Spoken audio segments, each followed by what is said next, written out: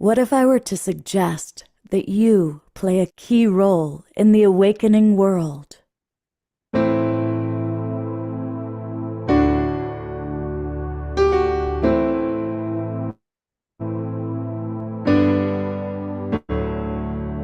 that you are watching this because you have heard the call.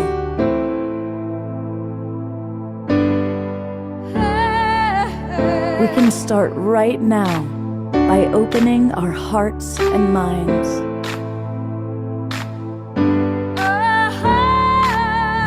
Welcome to the awakening world.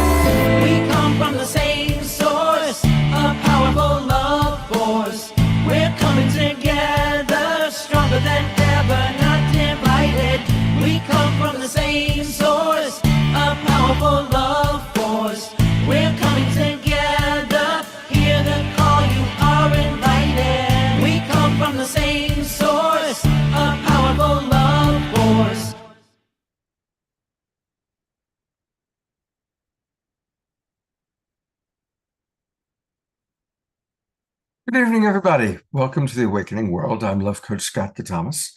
And tonight we are going to be having remarkable conversations with interesting people, or I could say dynamic conversations with remarkable people. We have one of our favorites. She is lighting up the screen. Dr. Kat Lewis is back.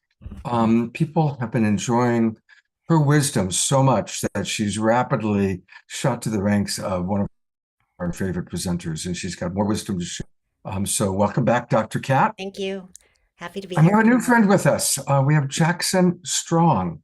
And I'm really looking forward to getting to know him myself, and I think you're going to really enjoy him and all that he has to offer. And then a little bit later, finally, we're going to show the pre-recorded video with Rama and Alexander, our friends from Europe, who just got back from 22 country tour. And they have an amazing, it was a really wonderful pre-record, and you'll love what they have to say. Desiree is with us, and she will be doing her special sign languaging to Om Shar's music and maybe some other things. And of course, she will be collaborating with Diara as they lead our prayer time a little bit later. And we're launching a new feature tonight. Get to know the community members. And so what I'm going to do is, for those of you who want the audience to know a little bit more about you, we'll pre-record or do a live 10-minute kind of introduction to who you are and what your life is all about. And we are kicking that off tonight with Susan Bloomquist.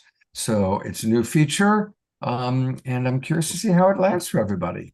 But to get us going in our favorite way, we are going to turn it over to our house musical artist, Mr. Omar Shar, to get us going, moving and grooving as only he can.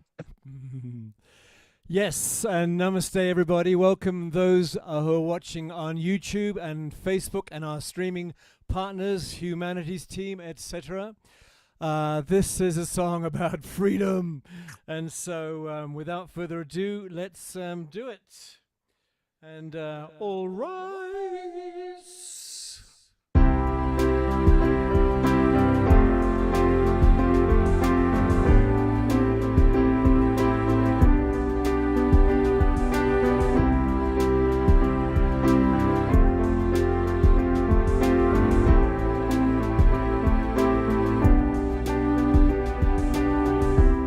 The open roads of this brand new start, the peace that flows through this loving heart, 'cause freedom comes with letting go.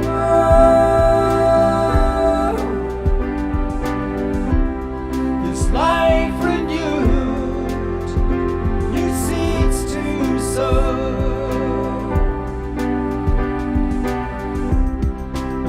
Take my hand, I'm with you now. Relax yourself, your furrowed brow.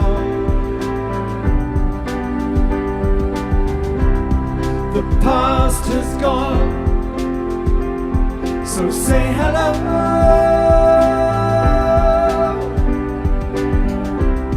No looking back, onward we go.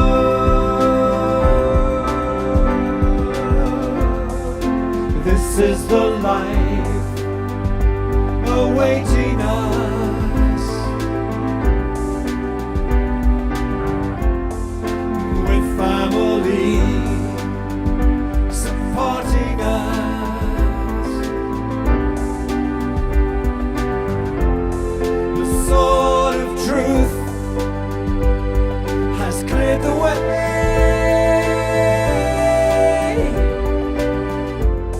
for us to rise a brand new day.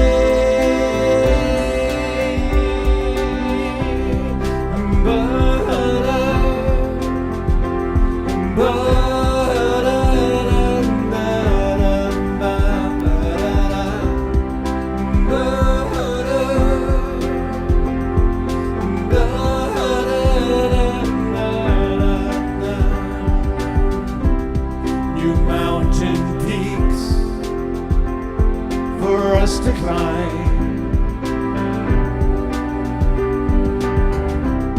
new roads to walk, no reason why.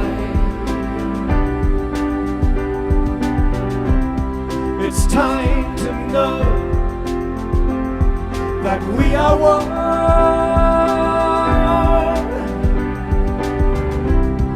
with all of life, the central sun. And this is the life awaiting us, with family supporting us. The sword of truth has cleared the way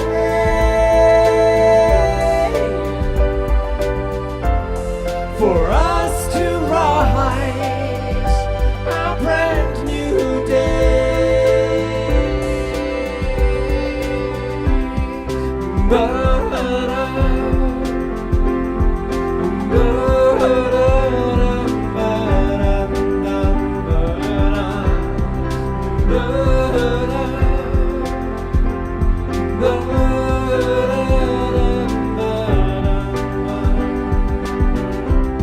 Cause freedom comes with letting go.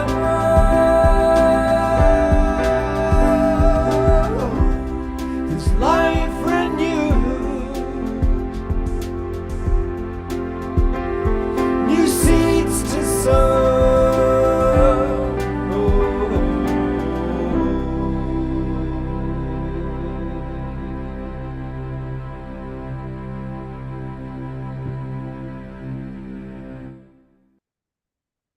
Let's go to Gallery View and give some big love and twinkles to Omashar and Desiree and all of our Global Peace Tribe dance team. All of our rock stars. We saw you, Ian. Well, I was kind of scanning who people want to meet and talk to. And of course, some people were saying Jesus, Bashar, but Lynn of Lynn and Leaf, she wrote that she would like to converse with Omashar. Okay, well, that's cool. Let's have a chat. I shall enlist my higher self to speak on my behalf. So there we are. You are in good company, my friend. You're in good company. Thank you. Thanks a lot. And he'll be back for 2 more songs tonight. It's a 3-song night. Well, I am excited to meet this new friend. Most of you know Scarlett, formerly known as Tammy Scarlett from Unify, and who's now doing all the relational AI stuff. And she sent me this recommendation, and I love referrals. Many of you provide referrals.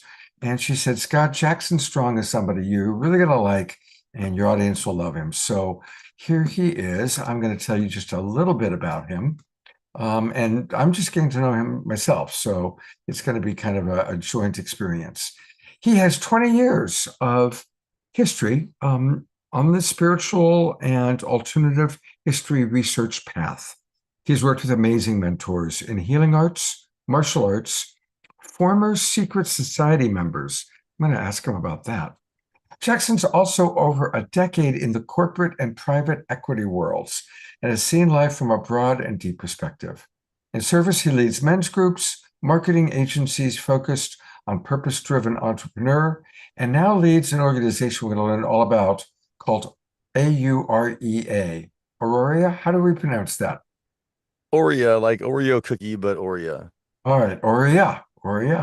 He's been leading it for 3 years. And we're going to take a look at the website, learn all about it. Its mission is to unite world-changing innovators, artists, and healers who know they're here to make a difference in the world, a massive difference, mind you. So we're looking forward to learning all about it. And welcome to the Awakening World, Jackson. Yeah, honored to be here. And thank you, Scarlett, wherever you are out there. Really excited to tune in and speak from the heart and allow us to continue to spiral up together. So, Jackson, did you have a significant awakening that kind of kicked you out of the matrix, or has it been more of a slow, steady build? Yeah, a little bit of both. And I know in college, I got into New Age thought and Buddhism. I was reading Conversations with God and some other, really great, spiritual books. But it was the secret society member that I mentioned while I was working in this private equity world and doing some real estate stuff and investing in tech companies. We were in this big mansion in South Florida, and I saw he had the big Freemason ring on, big gold ring, and I asked him what that was about, really in my innocence and naivete. And much to my surprise, he spilled the beans on a ton of stuff and really didn't care about the oaths. He just cared about power and money, which he was very clear about. And he was very clear that, the Iraq war was a scam and 9/11 was an inside job, and, really pulled back the curtain on all kinds of stuff that, y'all may or may not agree with. I don't know.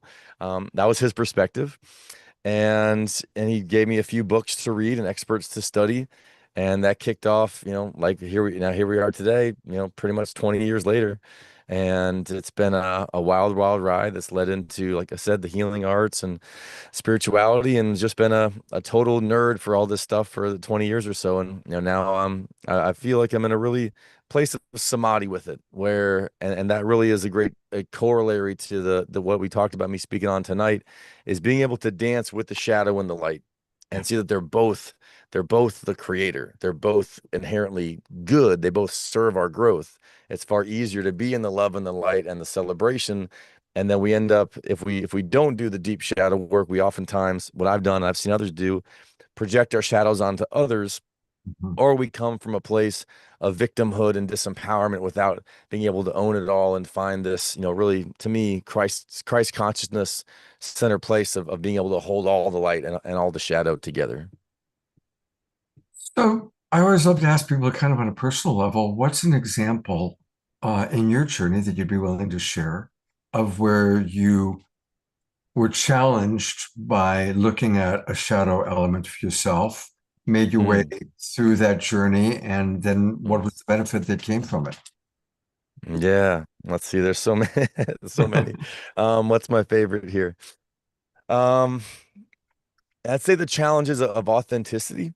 And, in my youth, I always had a good, verbal ability. And so, vulnerably, honestly, I would lie to get myself out of trouble. And, I could speak quickly and think on my feet. And so that was a convenient way of, not dealing with short-term pain. As you may have experienced, like I have, that pain compounds and it gets worse over time, and we don't confront the things in the short term and really, address things head on and sail into the storm and be willing to be with the issue and say, yeah, here's this messed up situation. I'm going to address it head on, and being able to find the courage of true authenticity and find that heart resonance and be able to find the the level of intelligence that is beaming up from our hearts, and the neurons that are flowing north up to our head, where it's communicating up to our consciousness, and be able to come from that place of the courage and the compassion required to really speak the truth and have the difficult conversations, and have that, with myself, first of all, where I can really be honest, really be real with who I am and how I feel, what I'm about, and what I'm saying no to, what I'm saying yes to. And then with the people I care about and that I'm building community with, to be able to build a culture where all of us is welcome, and we can work through the difficult things, and we can have the difficult conversations, and not just blame, shame, judge, reject, project our stuff onto others, but really drop into a truly, heart-centered community, which is what deep down we're all looking for. Absolutely. I often have said that 20 years ago, everybody was looking for their soulmate. Now everyone's looking for their community. 100%. And I didn't mention it in our primer on this, because I'm so used to kind of talking Aurea stuff, but I'm here on a 20-acre ranch outside of Austin, Texas now. And I'll just drop a quick link here in the chat also, because we are building a really beautiful, intentional community here, and are attracting some really incredible creators and builders. And right now it's just myself and Zach, who's off camera. Right now, if you want to lean in, you can say hi if you want to. But we're the co-stewards of the land out here. Yeah, there's Zach. Hey, buddy, what's his name? This is Zach Bodwin, the co-steward out here, if you want to say hi. Hey, everyone. Hey, Zach. Welcome to the Awakening World. And you're creating your own awakening world out there. Very much so, yes. Yeah. Yeah, so Zach, made the courageous, inspired move to, become the steward out here over the summer, and then I moved out here a couple months ago. And you can find a lot of details on the link. And this really is, the inspired community really is the only solution, as far as I can tell, to let's just call it the meta crisis of isolation, the meta crisis of, the powers that be doing all of their messed up control grid stuff, and the digital ID things that we see out there. And there's no reason to fear. Fear really is the only thing to fear, but to be informed while still being clear and creative and powerful and proactive, and creating the world we really desire, without being naive to, the challenges of the world and the things that we face. That's the ethos that we're here to create from, and have the potential for some really profound shifts, and what I believe a new golden age for humanity is truly possible. Yeah, that's, you now I know why Scarlet connected us, because that's very much the way that we see. Yeah. And Love it. Since you've talked about your place, I want to show it, because again, most people who are watching right now are watching on Facebook or YouTube. So to learn more about where visionaries gather to reimagine the future and restore the human spirit, go to reimagineranch.org. Yes, sir. Imagineranch.org. And I see that there's a click here to join the wait list. And that's the wait list for the opportunity. So there's a few key pieces. One is that we will have housing here, and infused with really advanced healing technology and ultra clean materials, no Chinese drywall and lead and off-gassing and all that terrible stuff. Right. And then also bring in really inspired creators and builders and tinkerers, and those that are here to build, to build a better world, and really driven to do so. So we've got some great tech partners and engineering partners coming together on that. The healing arts is a huge part of it. Plant medicines is a huge part of it. As I imagine many of us are familiar with the amazing power of psychedelics, especially when they're infused into a community culture, where it's not just a, wow, that was an amazing experience, and now I'm kind of a stressed out jerk again a couple weeks later. But we're really able to hold that into an integrated way, where it can become part of the culture. And so you bring all that together, and with advanced permaculture and health and schooling, and the fullness of the vision is really beautiful. It's a complete village where we can have elder care, we can have youth care, and it can really come together in a way that we're not in these horrific paradigms of putting our elders in in nursing homes and just casting them aside and just losing all their wisdom and love, and just like everything pardon me, everything's upside down. Everything's upside down. Doctors destroy health, lawyers destroy medicine, bankers destroy money, like society destroys itself. And before it all comes unglued, we're gonna make some big paradigm shifts. and that's, we're doing our best to be part of that. Have you connected with Mark Hyman? Mark lives in Austin and he's a friend and colleague of mine. And he's like, Oh, wow. really considered to be the top functional medicine doctor and kind of the Yeah. guru of functional medicine. So I should connect you guys because he lives in Austin. Yeah, I'd be super grateful. I mean, I've followed his work for many, many years. He's great. Thank you very much. I I'd love to get I connected. was on a Zoom with Mark for an hour and a half today. So Oh, nice. Nice. I'll connect you guys for sure, for sure. Please. Thank you. So all right, well, tell us now about your main gig. Yeah. Or Oreo with an A, Oreo. Yes. Yes. So Oreo with an A. We started that a few years ago after a big men's trip down to the Everglades and a vision quest and some entheogenic support and tuning into a higher vision. And when we got back, we had the inspired idea to put a summit on, and we had the organizers of it, myself among them, had some really amazing connections, especially in the health freedom world and the plant medicine world, and also really great spiritual teachers. And so we got really lucky. We got our dream venue of a crazy, amazing venue in Miami where I used to live. Had like a $20,000 deposit we didn't have to pay due to some synchronicities and divine, winks. And so we put together an amazing event and then started doing mastermind coaching, and like, I gotta get it past the term masterminds, but coaching containers, because we want to get out of the mind, right? So we gotta stop calling them masterminds. But yeah, so we've been doing these beautiful events and retreats and coaching containers for the last 3 years. Been amazingly blessed to have incredible speakers from all over the world join us. Founder of Envision, Stephen Brooks, and Jamie Wheel. We had Vishen Lakhiani, the founder of Mind Valley. A ton of amazing indigenous leaders, and really are here to be in that eagle condor prophecy. The Right. north and the south are meeting each other, the east and the south are meeting each other, and it's time for us to step into the fullness of how do we embrace all the gifts and the powers that are in Western culture, temper that with the heart, temper that with the wisdom of the indigenous and the east, and be able to really bring it together where we can have high technology, we can have high spirituality, and we can have these beautiful moments in time where we can experience who and what we really are in our highest self, in our highest truth, which really only comes out when we're amongst others in a similar frequency with a similar intention. So, we really hold that Sophia Christos energy as far as our spiritual center, while bringing in wisdom from other traditions. And, they were kind of the synthesis of so many different paths. And so when we center ourselves in that, and then, like I said, bring together these amazing events and speakers and celebration and dance, and just create moments in time where we can be in the celebration of life and the celebration of what we're doing here, and receive a vision for the next step, and then find the community and the structure and the roadmaps where we can bring that inspired vision into reality in a steady, methodical, and empowered way. So do you have any upcoming festivals or events planned for this year? Yeah, the next one will be in the summertime. With the land project and everything, we've kind of diverted a lot of attention there right now to get this moving in a great way.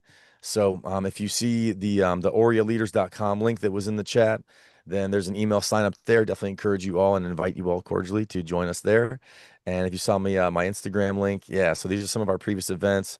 They're so beautiful, just so blessed. There's Paul Hutchinson. He did the film Sound of Freedom, as an icon in human trafficking relief. There's Vishen, and it's just been a total blessing. There's me, and we just have a blast. They're just super, super fun, while holding a really intentional frequency for how do we get to the next step of humanity, and what does this age of Aquarius and new earth and golden age reality really look like. And we're here to bring together the luminaries that have a vision for what that is, and are driven to bring it to life. And as we do that together, we can make a massive impact. And as we do that with these land projects, then we can really plant the seed and really make this a permanent and lasting aspect of the human experience. For everybody watching on Facebook and YouTube, it's spelled AUREA leaders.com. AUREA, or yeah, leaders.com. And then once you go there, everybody, and I encourage all of our people, everybody's watching right now is on a computer, go ahead and go to it and then click join the movement. There we go.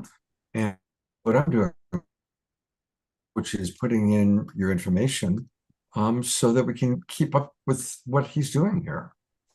And definitely, Yeah, I really Jackson, let's appreciate that. maybe, I'm pressing get access. Well, hopefully that has gone through. Um, I definitely would love to, talk to you It should more work. about, there's so many people we've had on this show. We've been doing the show for almost 6 years, and we've had hundreds of amazing presenters. You mentioned Eagle and the Condor, Chief Phil Lane, who put together the whole event with Indigenous elders from North and South America meeting, is one of our regulars. And I'd love to introduce you to some of the appropriate speakers for your next event, Yeah, thank you. because what you're doing is really, really beautiful. Now, that's the professional stuff. Personally, you've had your foot in both worlds. You've seen the very corporate, sociopathic part of it. You're in the awareness of all the bullshit that, whether it's Democrats or Republicans, I don't trust any of them at this point, No.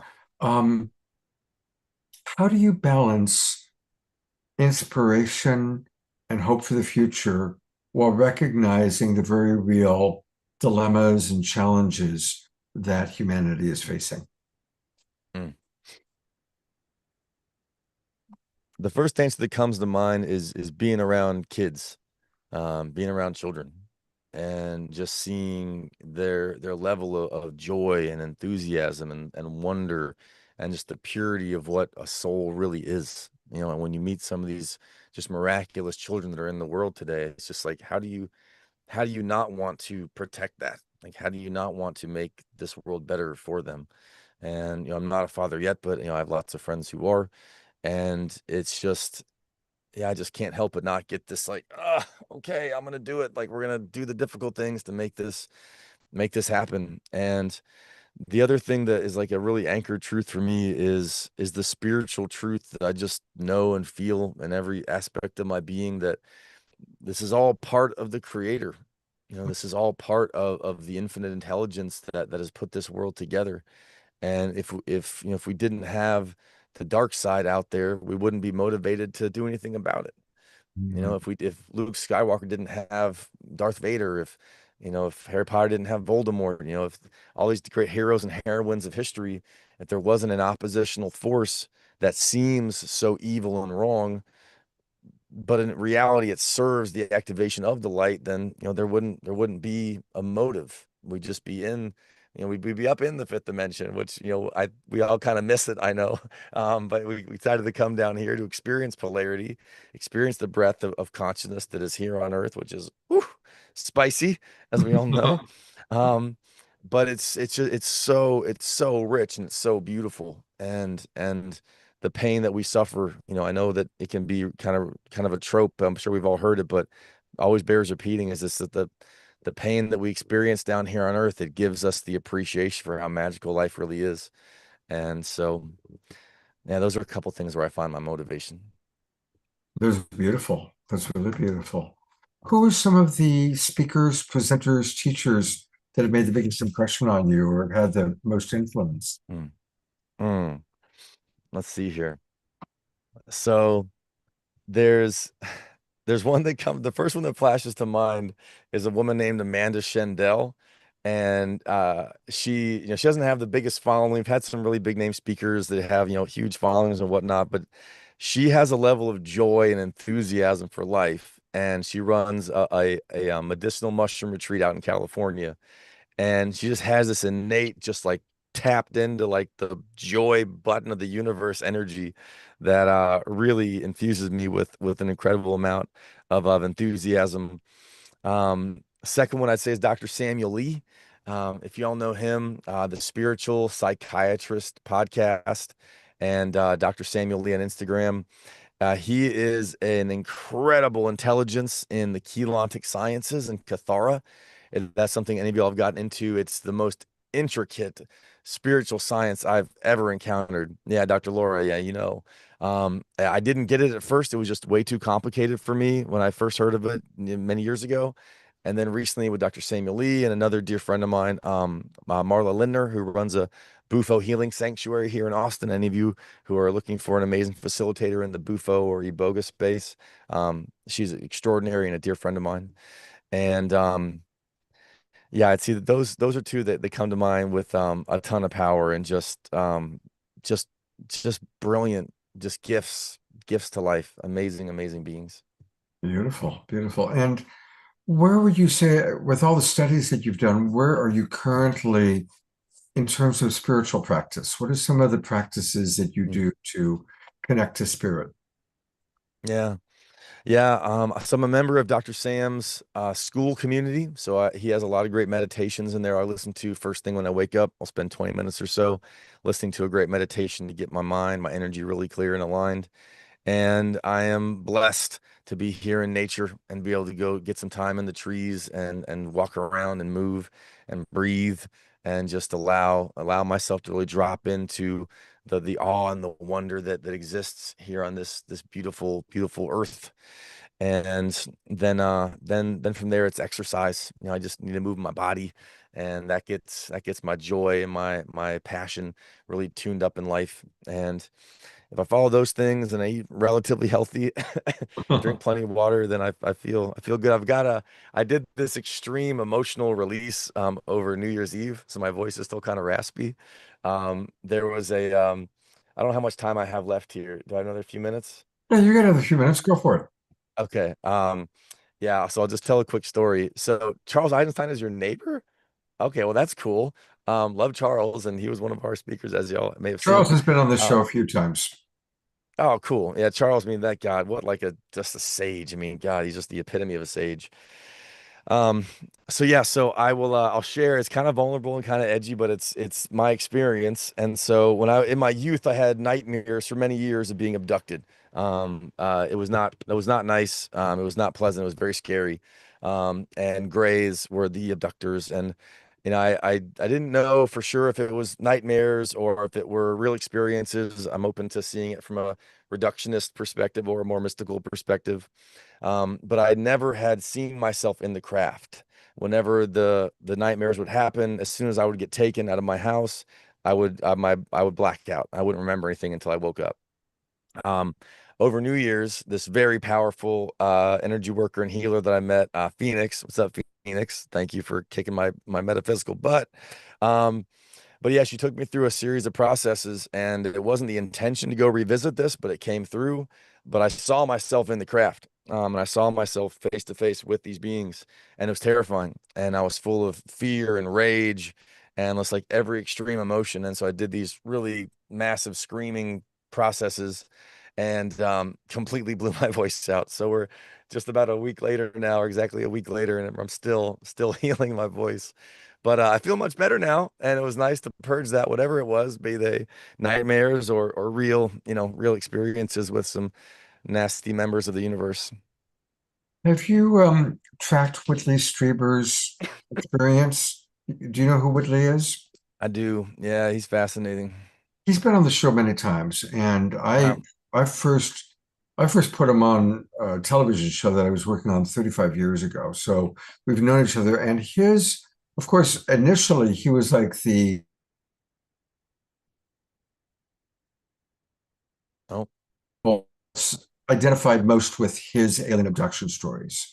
But his whole journey has really transitioned from a perception of it being a very negative, frightening experience, and has a very different attitude about it now. So it might be interesting for you to kind of track his journey, because what you're saying to me sounds like it might be a similar pathway. yeah. Yeah, thanks. I'm familiar from a high level, but definitely could use some deeper digging. And, if they were upgrades, thanks, guys. You could have had a little bit better bedside manner than that, but I'll definitely check into that, and I appreciate it. Yeah, and I'm not trying to the terror is real. Anybody's emotional Yeah. pain is real. And so it's important for us not to spiritually bypass it, to acknowledge the pain, to acknowledge the fear, to not rationalize that it's okay.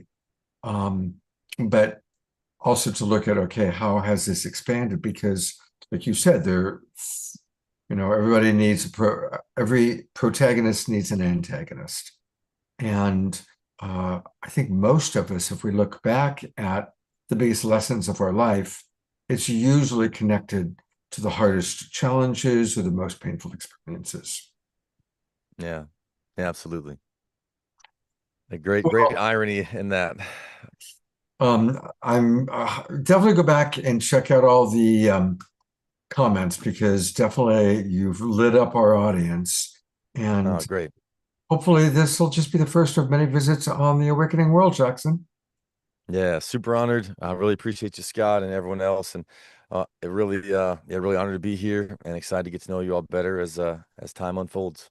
Great. Yeah, hope to have you again. Stick around, because you're going to really enjoy what our next person has to share, because it's Dr. Kat Lewis. And she's been on the show several times, actually, over the last couple months, just because her ability to combine spirituality and science is where I think most of us are living, fascinated by and wanting to understand. And I invited her back tonight right away because I started her course on Sunday, and something I'd shared with her before the show began. I'm a snob when it comes to workshops because I've taught so many, I've attended so many. And so somebody's got to be really, really good for me to commit my time, let alone 13 weeks, 3 hours a shot on Sundays. And her first one was on Sunday, I committed, and I'm so glad that I did. She's really got, it's beautiful. And so I asked her actually to come on to share a little bit, a particular segment that I thought our audience would really appreciate, because she visually and through her wisdom lays out a really beautiful description that's helping us to understand what is going on. So welcome back, Dr. Kat. And I want to shamelessly say, I hope that more of our audience members will decide to join your Sunday course. I know it started on Sunday, but a person could watch the replay, the recording of last week. So anyway, I'm doing all the talking, and now I'm going to turn it over to you to do all the talking. Welcome back. Thank you. Thanks for having me. Yeah, I think, my biggest message to the world is, if we want to understand Source, God, we have to pay attention to it. And it's not something out there. It's actually right here. This seemingly empty space is God. It's Source. And science is revealing this to us. I think it's the greatest illusion has been that it's right here. And our physical body and all matter, everything that we see, is made out of this space. And it seems empty, but it's really full of energy. And it is the greatest illusion that we are separate, and that we are not the thing we've been looking for, which is our source, which is God. And once we start really understanding it and paying attention to it, the universe becomes alive, because our state of being determines how we experience it. If we don't know that it's there, when we don't pay attention to it, our senses become immune to it. We don't experience it. So we have to open our awareness. We have to understand what reality is, and then pay attention to it, and then it starts becoming alive to us. Our inner senses awaken. So we're basically open our awareness to experiencing more of what reality is. And yeah, so if we want to include Source in our world, and in fact, I mean, that's really why our world is the way it is because we haven't understood what reality actually is. We were taught that Source was out there, apart from us, that we descended from heaven, but there is no descension. It's right here. We just have to pay attention to it, and then it becomes alive to us. Did you want me to show some of those slides that you wanted? I would love that. Yes, Okay. please. So I actually worked on them a little bit, so it might look a little bit different.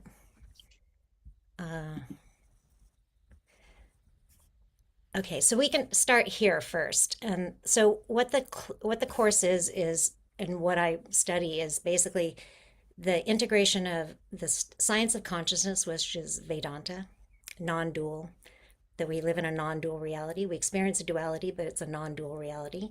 There's just one thing here, one mind. And it is manifesting as many, just like when we have a dream at night, that whole entire dream reality that you experienced occurred inside your mind. So you experienced space in the dream, you experienced other people and other objects, and you had your own dream body in the dream, but that whole reality occurred inside your consciousness, your field of awareness, and that's exactly what's going on here too, in the physical reality. So the background of reality is really consciousness, and everything, all matter, is also consciousness. It's just a manifestation of consciousness. So in Vedic science, they define consciousness as Sat Chit Ananda. Sat stands for existence or beingness, the isness of everything.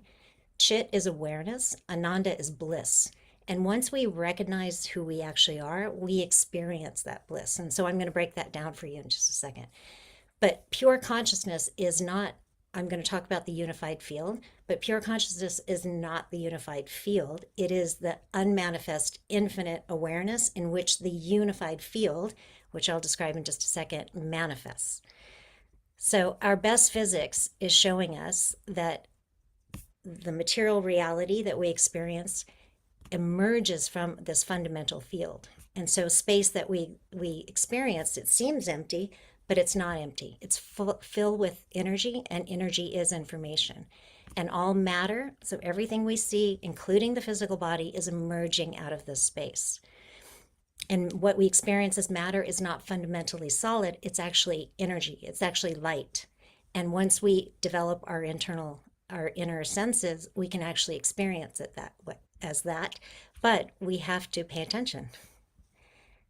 Okay, so, and the universe is also a holograph, a unified holographic system, meaning it's a holographic projection. So just like your dream at night is a projection in your own mind, so is the universe. And that also means that every single point in the universe has the information of the whole, because it's just one mind.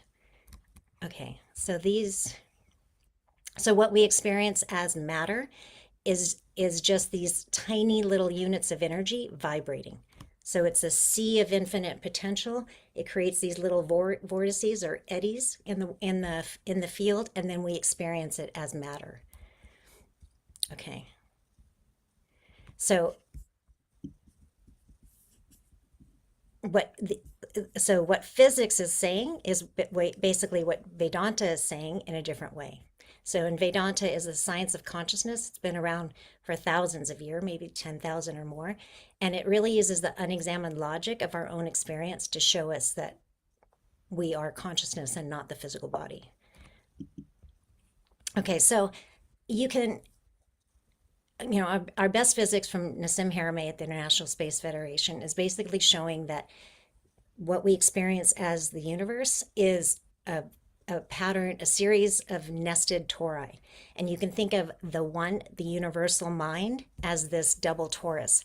It's a self-sustaining, self-perpetuating flow of energy and information. So you can think of this as the mind inside here, and then it's a feedback, feed-forward system. And so the entire universe is within this mind, this one mind. So you can see quasars and you can see galaxies, and so Earth would be in here somewhere, and then we ourselves are within this. We are nested within this as well. Okay. So think of that field, this right here, the mind of the universe. We are inside there. So I'm going to show you how this field manifests as matter. So how does the formless become form? So the unified field is energy dense and information rich. So it's enormous amounts of energy, and it's really a sea of light, a sea of tiny units of light, photons. And then those create this toroidal pattern. So like a vortex in water. Okay, so that's how it looks separate. So if a vortex in water, if you pulled the drain in a bathtub, the vortex that starts going down, there's actually air coming up, you just can't see it. So that area where the vortex is going down, it looks like it's separate than the rest of the water, but it's made out of the same stuff, right? It's all water. And so that creates this boundary condition. And what that does is it sets up this, the dynamic of I'm here, centered here, and I experience objects out here in my toroidal field. Okay, so in physics terms, this is the unified field, and then it creates a nodal point, and when there's a nodal point in that field that manifests the torus, that's called a singularity. So that creates the perception that you're separate than the rest of the field. Okay, and then, yeah, so the double torus creates the illusion of separation. A wave is never separate from the ocean. And then you can see at the bottom of the slide, what's happening is you're going from energy and information materializing into form. So as in Vedanta, you would call this the causal body, so the spark or the information that's manifesting. I lost my cursor. Can you see my cursor?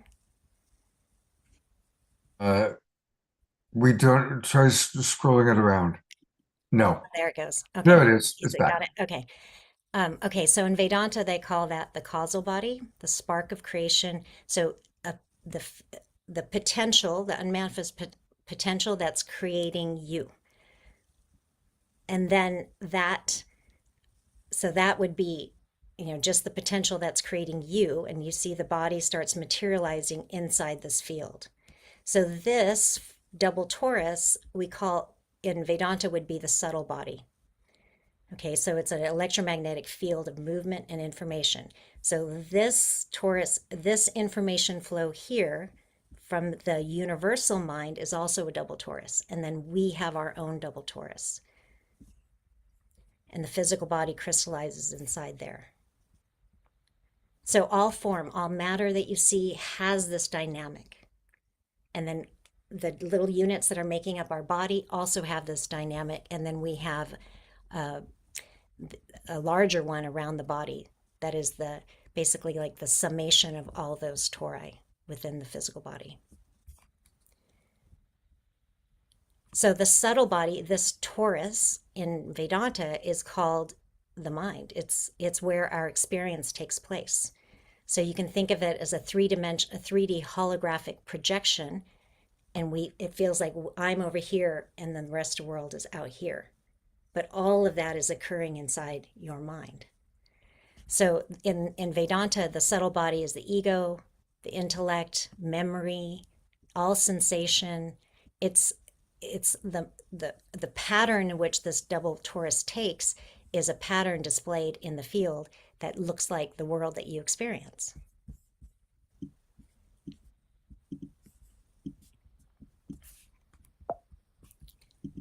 So, okay. Yeah, so you can think of this as the holographic projection. It's like the screen of your mind, and your thoughts are projected onto that screen.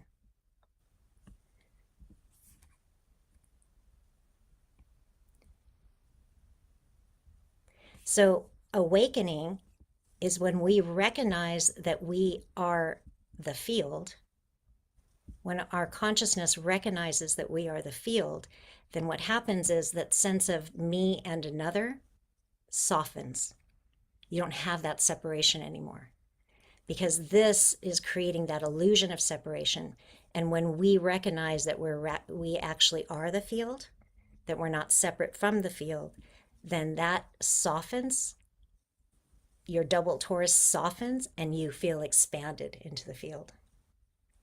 So this all came from me having an experience where my whole body turned into light. But right before that happened, I felt complete oneness with the field. I was the space and everything in it. I could see it was all me.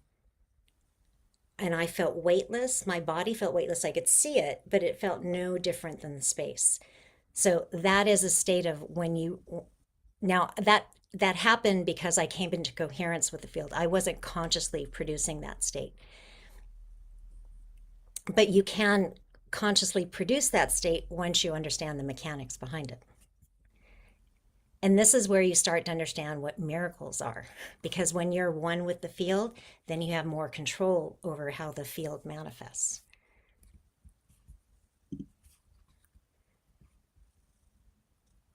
Okay, so that's basically what I just described. So when you recognize yourself as the field, the subject-object fragmentation collapses.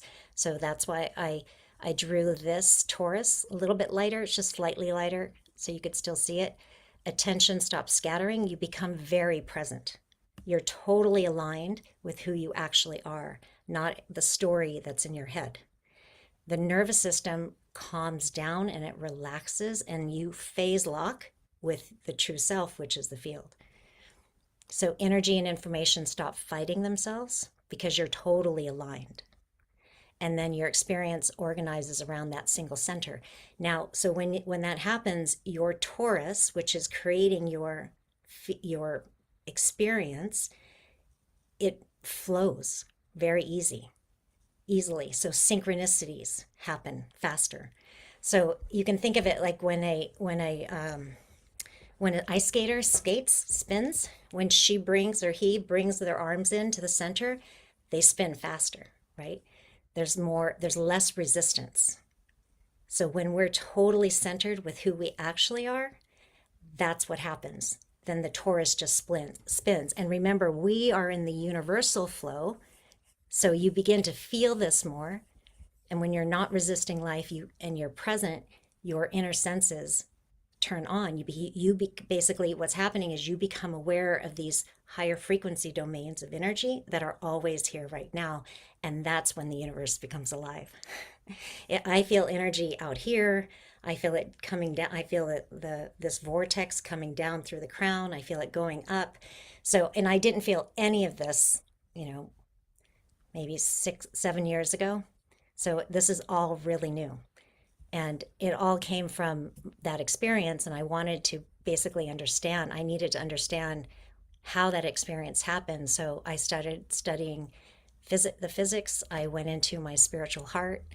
I discovered what the spiritual heart was, because after that experience, I could feel all this energy just radiating out of my chest. And I was like, what is this? And I could feel energy out here, and everything was alive in the universe. When I'd walk around, and my body felt very weightless and light, and I could take in enormous amounts of air. But after a number of months, that went away because I didn't understand enough. Because our experience of the physical reality is dependent on what we believe, who we think we are, and what the reality is. When we don't know that we live in the mind of the universe, that this is a mind, and it's our source in creating us, we don't pay attention to it. We just think it's empty space, and we don't pay any attention to it. So we have to pay attention to it. So the experience went away. Everything became more solid again. I could always feel the heart energy, but I didn't feel the energy out here. I didn't feel energy in my body other than the heart energy. But then, because I wanted to understand more, somehow I was led to the spiritual heart, and I started realizing what that energy was. I was bringing my awareness into the heart.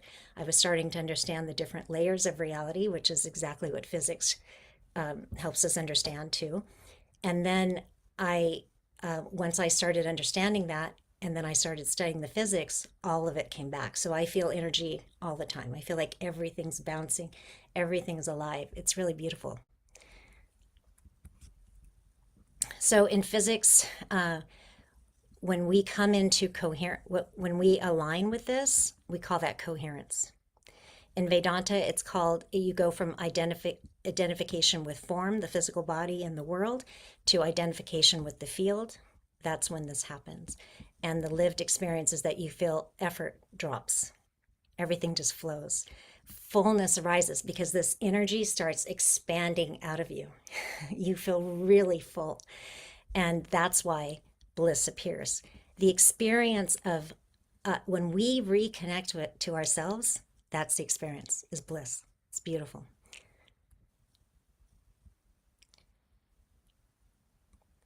So this is just a different view of that same information. I was playing around with the backgrounds. So Scott, did you have any questions? Do you want me to continue? Muted. Please continue. I am scanning some of the questions that are coming in, or the comments, I should say. And people are really enjoying it very, very much. So continue. And if anybody does have questions, put them in the chat box, and send it to me as a private message in chat, because it's easier for me to find it that way. Okay. So, so the science of awakening to this truth is a process. So, you can have an experience like I did. That's not enlightenment. That's not the truth. Like, the reason it couldn't stick around is because I couldn't stabilize it, because in order to stabilize it, I have to understand who I actually am and what reality actually is. So that's why many people have these types of experiences, but they just go away. You can have them on plant medicines. You can have them just spontaneously, like I did. You can have them in deep meditation. But if you don't really understand on a day-to-day basis who you actually are, not as a physical body, but as consciousness and what this reality is, you can't stabilize those states. So it is a process. And that process, you're basically going from, in Vedanta, we call it ignorance. So not knowing. So you are in separation consciousness. You experience empty space. You think, I'm this individual over here, separate from everybody else. Everything else is out there. So that's separation consciousness, or ignorance. And then you might hear about this. You discover this knowledge somewhere. So your mind gets open and you're curious. And so you're saying, okay, well, apparently I'm not separate, that we are connected. There's just one mind here, but I feel separate. So I'm going to learn. And so I'm trusting the information I get. So you could say that's faith. And then over time, as you keep applying the information to your daily experience, you go into a state of knowing. When you stand as awareness, you start practicing becoming one with the field, then you go into a state of knowing. Okay. And in this process of aligning to that divine mind, or Christ consciousness, you start basically, in order to start, one of the qualifications is you have to have a burning desire for liberation. So there's basically qualifications for enlightenment. And that is, the number one is a burning desire. Because if you don't have a burning desire to understand the truth, and truth leads you to freedom, because we are not the physical body, we are bodies of consciousness, and we are free. As that, we're free, and we always have been free.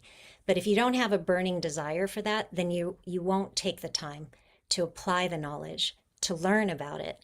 And so it just won't happen, because it's really complicated to be able to, the world is a great illusion.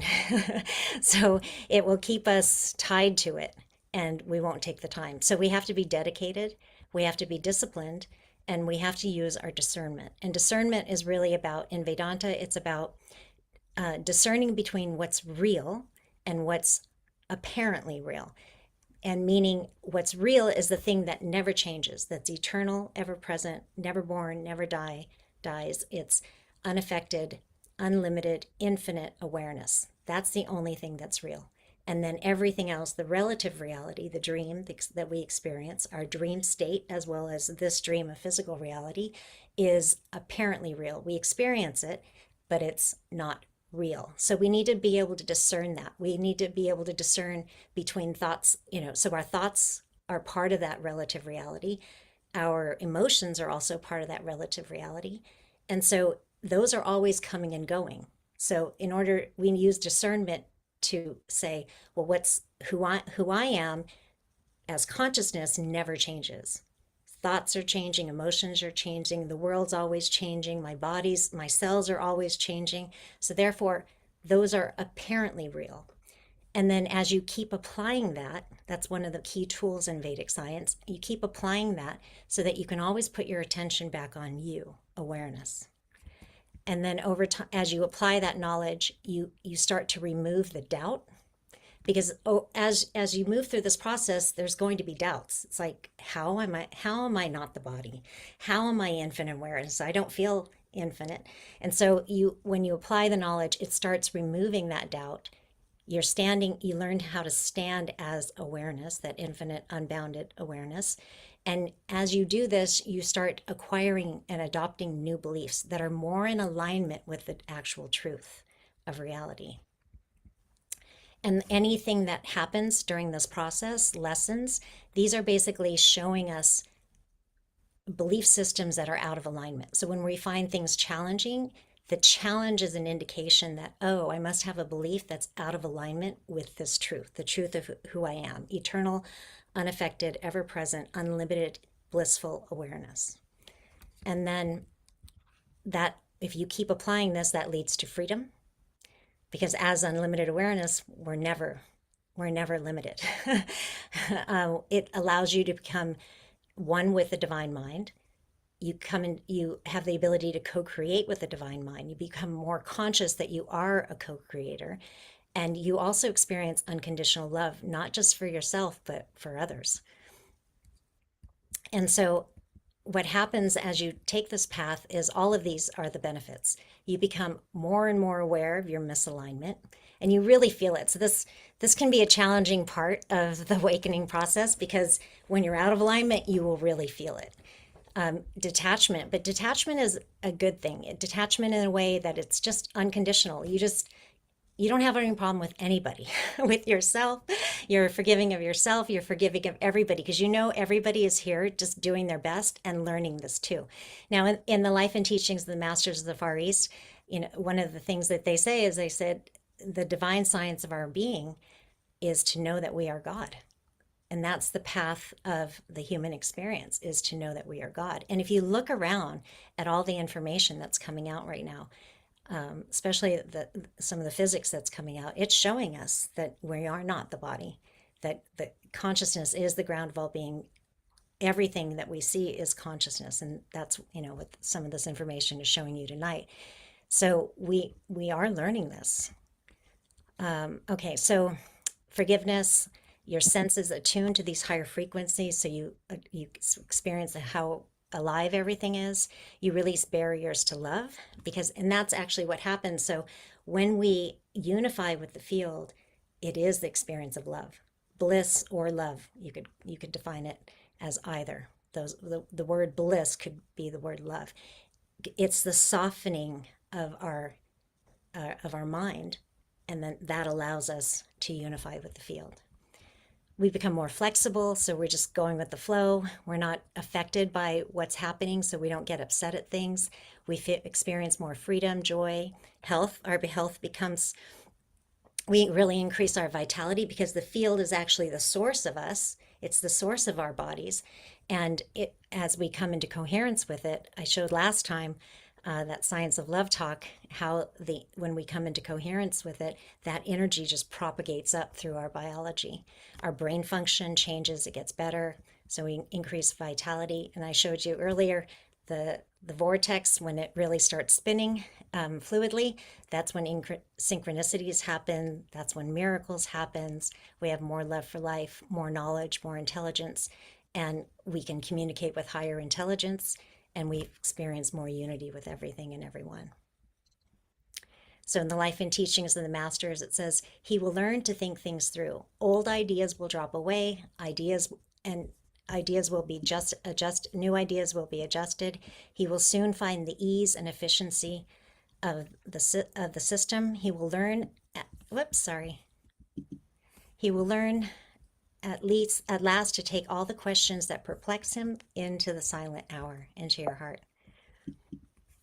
So he's basically describing what I just went through. It's a process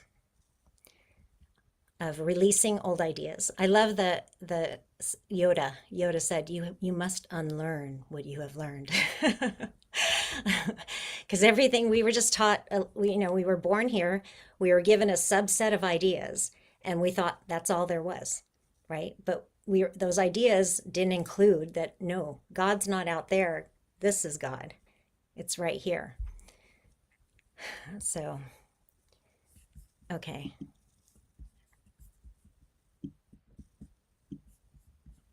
Scott?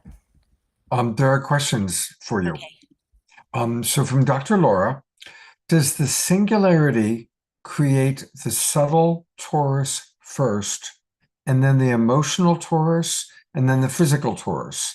In other words, is that the order? Yes. Well, Subtle yeah. torus, So emotional, physical. yeah. So in the subtle, let me bring the picture up. In the subtle body, the physical body crystallizes inside there. And so that's where all your experience, so your emotions, sensations, intellect, memory, ego, all of that is within that subtle body. So this in Vedanta would be the thing that goes from incarnation to incarnation, because you're basically taking information and crystallizing a body. Okay, so different incarnations would be just different bodies, but this can also fractalize, right? So yeah, this can fractalize. So you can think of your oversoul fractalizing into many different ones of these, producing different individuals.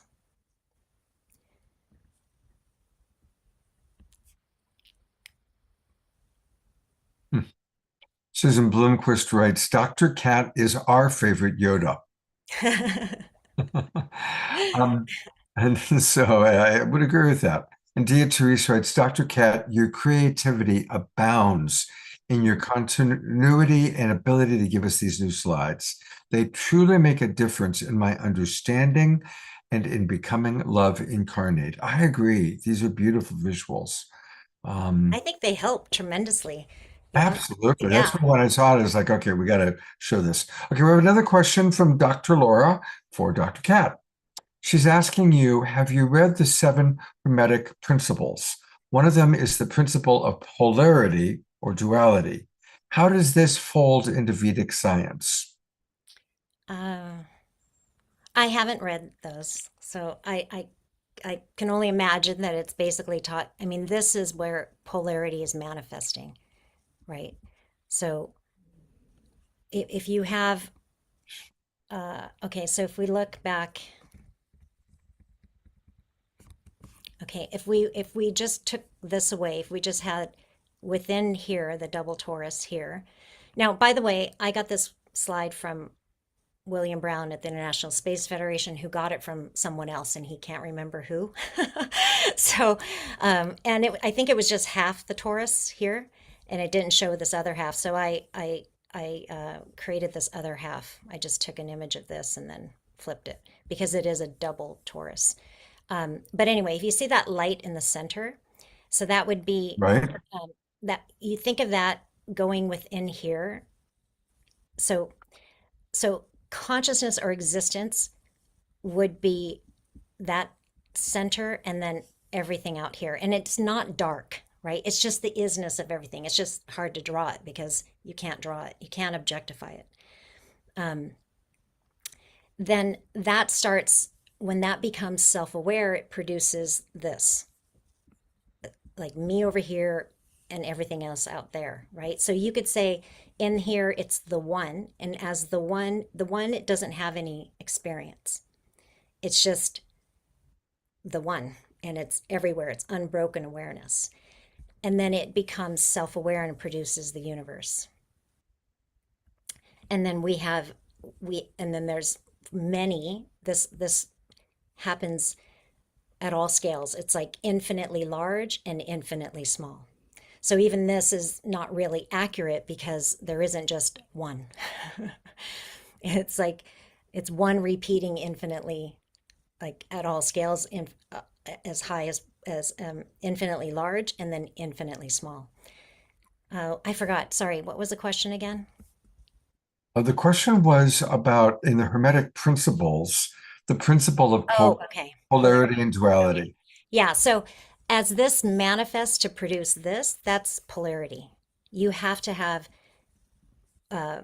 polarity in order to produce a subject and an object over there, right? But I don't know how they use it in Hermetic principles. Okay. Um, I don't see any other questions other than how to spell Taurus. Taurus. Yep, okay, yep, people have it. I might have spelled it wrong in here somewhere. No. Is that why? I think you got it. Well, I want to encourage everybody to really discover more about Dr. Cat. And so I'm going to go to her link tree. As Almost Sharp pointed out, link tree is to the left of Joshua Tree. And her link tree is linktr.ee/Dr. Cat Lewis, K-A-T Lewis. And I really want to encourage everybody to go there, check out her website from there, take the quiz, but most of all, click Course Spiritual Heart, the life and teachings of the Masters of the Far East. And I really would love to share this course with some of you, even kind of, share what we're learning, how we're growing, how we're experiencing our awakening even more on the show. So I hope that some of you will decide to join. And it just started on Sunday. You can get the recording. Is there anything you'd like to share about the course as we're looking at it, Kat? Well, I can't remember what I said earlier, but I think, it's an integration of the physics because it helps us ground it in our experience, but also we have to take our awareness within in order to really understand all of this. Like I can show it to you, but if you don't experience it by going in, it's not going to make a difference in your life. Intellectual knowledge is not enough. We have to learn how to ground and stabilize in this state in order to truly experience everything I just shared with you tonight. I do want to point out the Fountain of Youth part of it, because everybody on this show is one day older than we were yesterday. And we're a week older since last week. We're all aging. And I would like you to talk a little bit about how this course has a very practical impact on our aging process. You wanted me to talk about that? Is that what you Yes, said? please. Yes, Okay, please. yeah. Sorry, my dog's barking. Yeah. Um, And my dog yeah. is totally like, where's that? Where's that happening? So, the reason our physical body ages or has any sort of dis-ease is because we are out of coherence with this truth. Okay. So the field is creating the physical body. When we are in coherence with this field, that energy propagates up because energy is information. So the field contains the information that is our ideal blueprint. Okay. When we are shifted from that, we create disease. We create decoherence. That creates inflammation and aging. Aging is really just, or disease is really just the body aging faster than necessary. So as we come back into alignment with the field, come into coherence with the field, that energy just propagates.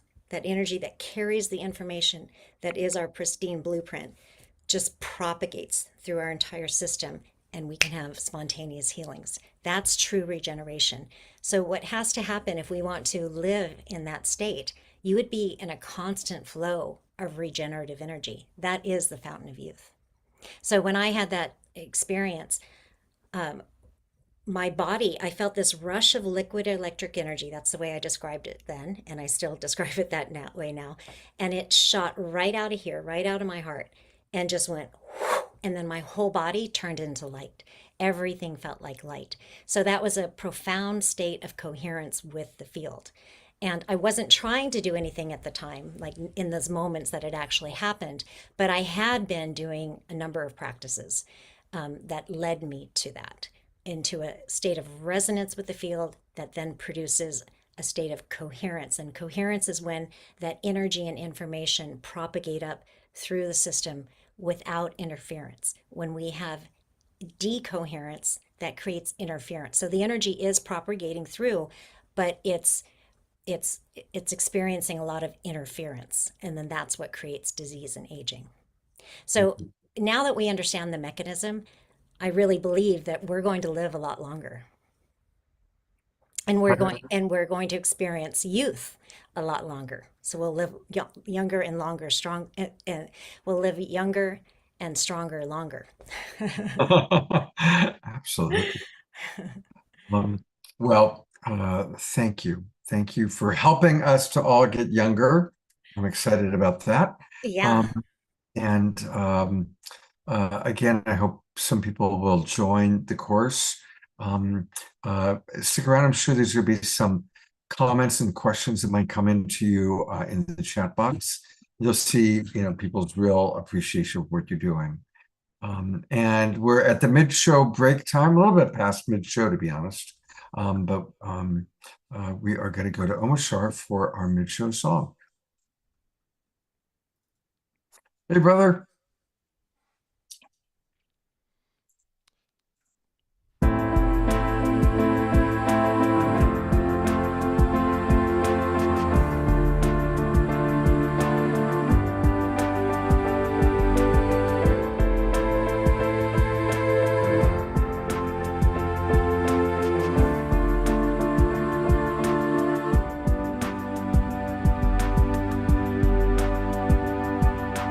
Contemplating everything I knew, seems as though there's not much left that I would hold on to.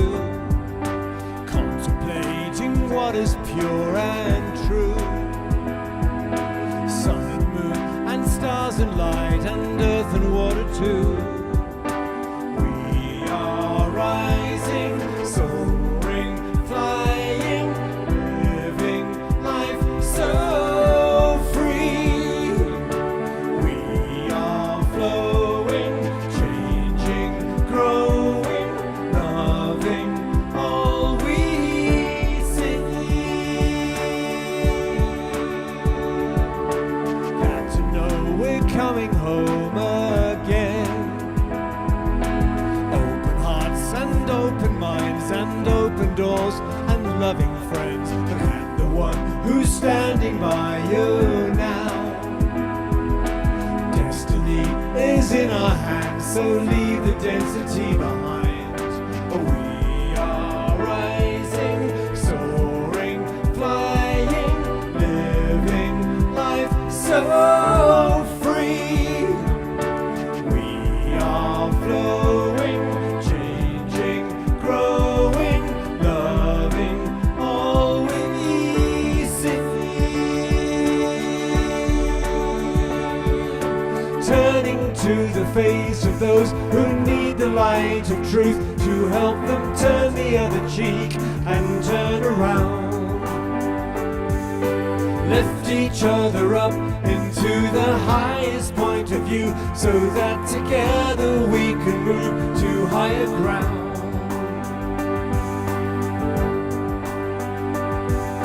Contemplating everything I knew, seems as though there's not much left that I would hold on to. Contemplating what is pure and true, sun and moon and stars and light and earth and water too. We are rising, soaring, flying, living life so free. We are flowing, changing, growing, loving all we see.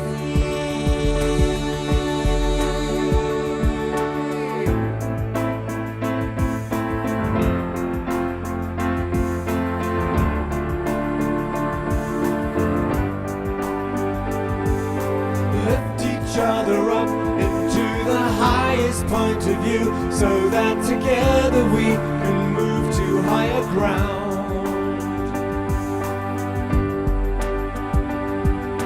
Contemplating everything I knew, seems as though there's not much left that I would hold on to.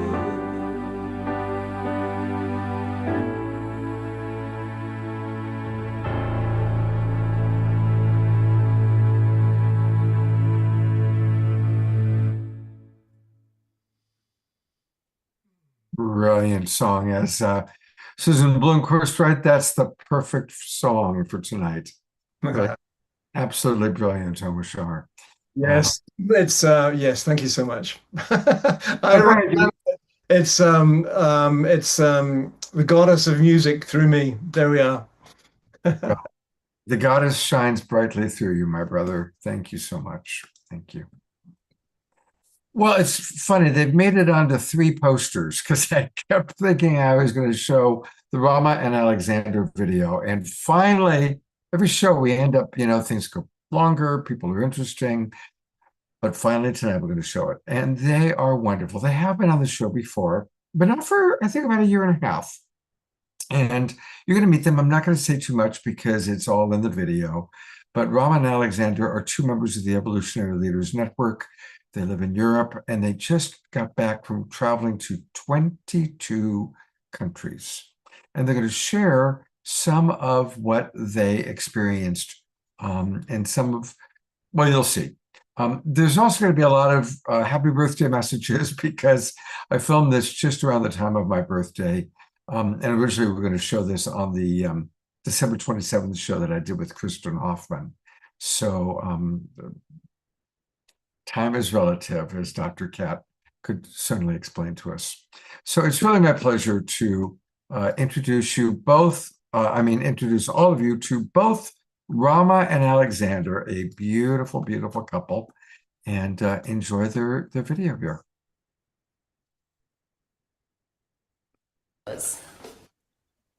So we're starting off with our fur family, and of course, Jasmine Bear and Rama and Alexander are longtime friends.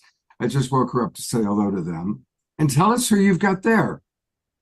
Well, this is Samba, born in the south of Italy and now living in Nice in France, where we are at the moment, where the One Home Journey is parked for this week.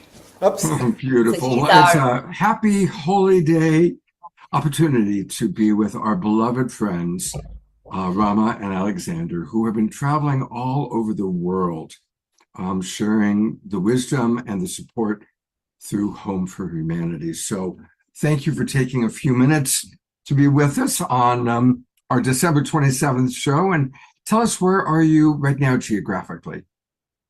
We are in the south of France, and we couldn't be happier that we are joining your show, dear Scott, right around your great birthday coming around. And thank you. And we're, of course, sandwiching our talk with you in between 2 songs from our beloved mutual friend Tatiana, who has become, she kind of, her coming out a few years ago was on our show, and she was kind of shy, and she hadn't been performing for many years, and now she's just like a superstar, and doing her retreats. So it's been really wonderful to watch her evolution.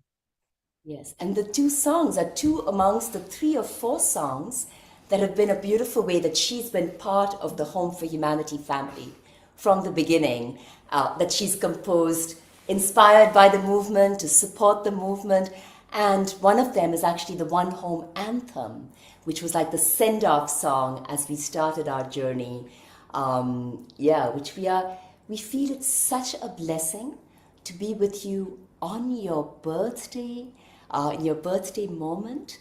And really we felt that at this time, it felt like a time to count what you just said as we started the show, dear Scott, which is the gifts, the gift of life, gifts that life gives us. I mean, Christmas was a big reminder to us, that life is always coming up in the midst of terribly troublesome times with a gift, if only we will see it and recognize it, but also asking of us, what's the gift we have to give back to life? And it felt like right now with what's happening around the world, these kind of dark times we are in, where we are all looking for that beautiful sunrise right behind you, that's the time for us to be really reflecting on, counting the gifts in our lives and feeling the sense of utter gratitude, but also thinking of, wow, what is the gift that I am and what's the gift that I offer back to life at this time around Christmas and the New Year, whatever, religion, creed, whatever one's background might be, but it calls for that. Yeah, well, through all of humanity's time, when it was dark, that's why they celebrated the solstice, was to call in the light. And then, of course, if you wish, the darkness, that the light of the Christ consciousness represented by Jesus or Yeshua, but it's that light in the darkness. And really, the two of you are such bright lights, and you've been traveling so much. So tell us a little bit about the tour. Which countries did you go to, and what was your overall experience of humanity after traveling to all these places? Well, wow. I mean, this is a big story. And, just wanted to connect also, Scott, as you are turning 70, that time of the year, 18 years ago, also brought us together. So we are also celebrating the gift of relationship. And I only bring it up also because on a deep level, this was the One Home journey, as we call it, a celebration also of relationship, or celebration, you call it the global tribe, the family of life, and beyond humanity, where we come together in a new way. And we feel very strongly this is the calling, also the calling we picked up on the journey as we traveled. Your question, to 20 countries in 4 seasons. We traveled a season to Africa, a season to Asia, Asia, Oceania, a season to Abya Yala, to the Americas, and a season to, the Arab world and back to Europe. And kind of tuning into, on the one hand, the new practices, new ancient practices we find in each and every culture that can take us into the future, but also into its indigenous wisdom of every culture. And, of course, connecting to our one home.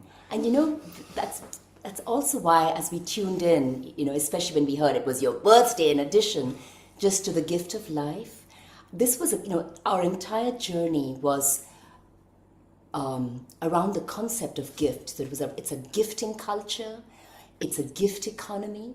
So it's really this notion we felt that on Christmas Day was when 18 years ago we received the big gift, the aha moment, or the duh moment, that we were in each other's lives and we've been brought together for a purpose that was to be recognized who we were for each other and committed to making our lives a gift back to life, of dedicating our lives to serving humanity, the family of life, the earth, and a future where we could live together as a family of life.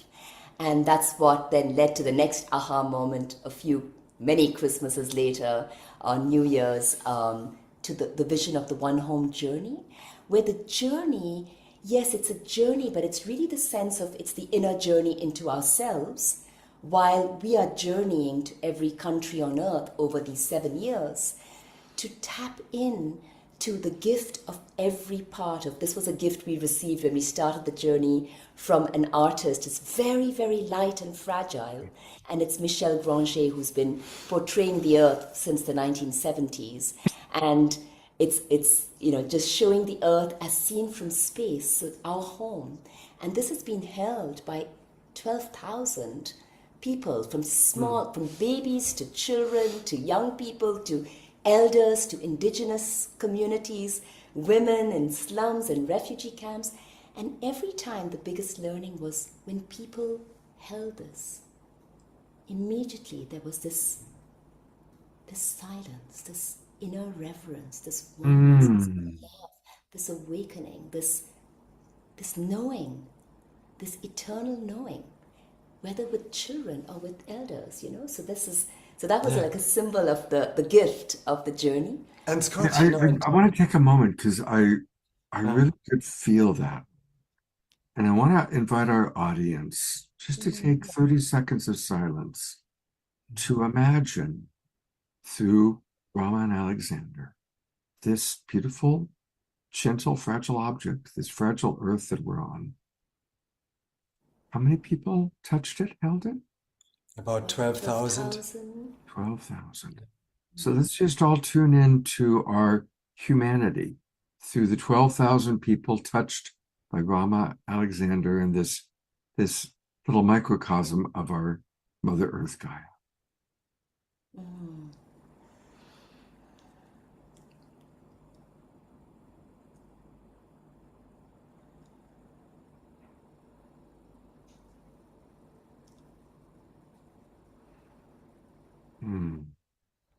Scott, if Thank you, I Scott.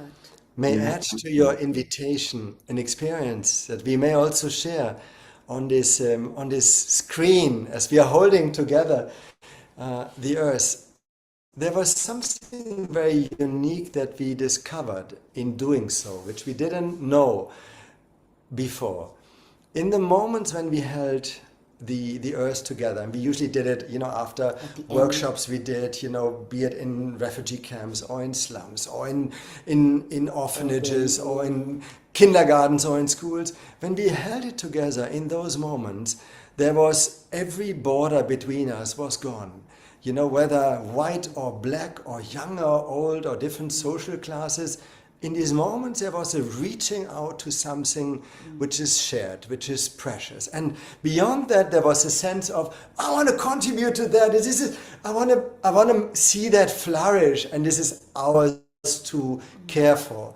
That energy was universal and very profound, and led us also in deeper understanding of where the journey goes in the future. Yes. And we began to call that, and that was a gift, when you said, what did we learn? Because when we first finished the first year in July, we spent some time, again, what did we learn from every culture and every country, what was unique? And then we spent a lot of time reflecting on what was in common? What is it that links us as humanity? What brings us together as humanity and unity? And it was what Alexander says. And the name that rose up and came to us was, what's emerging is Earth citizenship, humanity recognizing itself, wherever we are, that we are citizens of this one home, the Earth, and we therefore have the agency. Whatever happens to us, we can choose to give back the gift of life. We can choose to say a yes. We can choose to create something in the midst of nothing. That is our choice, and if we do it together, it can flourish. That was something so beautiful, and it's what we are building the second year, which we've just begun, on that basis of what we learned from the first year, that everyone is rising with this yes. I want to make my gift, my unique gift, and there is something I can give which no one else can give. And if we do it together, there is so much impact we can have together for our future. Beautiful. Absolutely beautiful. And beyond this old metaphor of the global village, the Earth citizenship is seeing the Earth as a living organism. It's not something we dominate or which is ours to extract from, but this is a living being which includes all of us, Jasmine Bear and Samba and all our fellow beings. And at the same time, it is profoundly local, Scott, because Earth and many of the homes for humanity that we visited, are working in new ways with the Earth, be it in indigenous communities or new kinds of farming, bringing Earth and land together, bring us into new relationship with the Earth we are caring for locally, while at the same time there is a sense of interconnectedness, of planetary family, of the oneness of life. This is a profound discovery that we found in all our cultures, also in our cultures, Rama, I would say deep philosophies, from Yes. Ubuntu in Africa or Mitakuye Oyasin, the Native Americans. Did you We are guys all- happen to be in Africa at the same time as our friends Pato and Antoinette? Did Oh, We connected, like Absolutely. our Homes for Humanity youth partners then connected with them. So it was just a few months off. So there was a lot of communication going on, which was wonderful. What we would love, like we did last time, Scott, we need to say, the last time we were on your show, shortly before the journey, we had Pops Mohammed, the icon of indigenous and I remember him. He was African music with beautiful. us. Yeah. And he just passed right before his birthday, which was the 10th of December. So we are just honoring him because he really accompanied us all of these years as we passed. But we thought that, as we always do on your shows, we would love in a few moments to bring to life some of the gifts of the different cultures. Alexander, maybe you just want to share the gift. We mentioned we traveled as a gift culture and a gift economy, which meant that what we really wanted to bring back, maybe you want to share that, is the values of generosity and sharing, and which is deeply ingrained actually in all our cultures, which we found this profound sense of generosity, of sharing home and sharing what you have. This is a beautiful bag that in fact Rama received when we visited a wonderful tribe in Kenya, in the Mount Savu reservation, and who are working on a new kind of economy, and they invited us into their space, and at the very end we received this gift, which now carries the gifts of all the cultures we visited.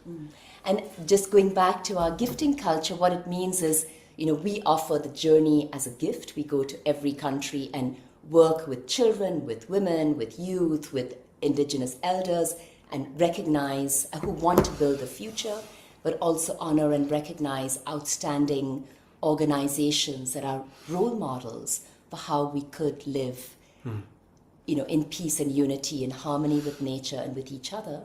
And we received the hospitality. We always stayed home to home with our hosts. So everything we were able to do was because we could travel at minimum cost, living with people, them transporting us from place to place.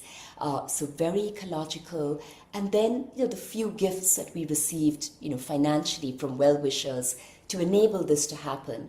And the impact in 1 year made us realize, my gosh, if that could happen in 1 year, what can we not do in the 7 years of the journey? So we can really experience every year how this world is coming into being. So just a few cloths, if you're up to it, that we could travel with, yes. So this one has one cloth from every country or community we were in, which we received.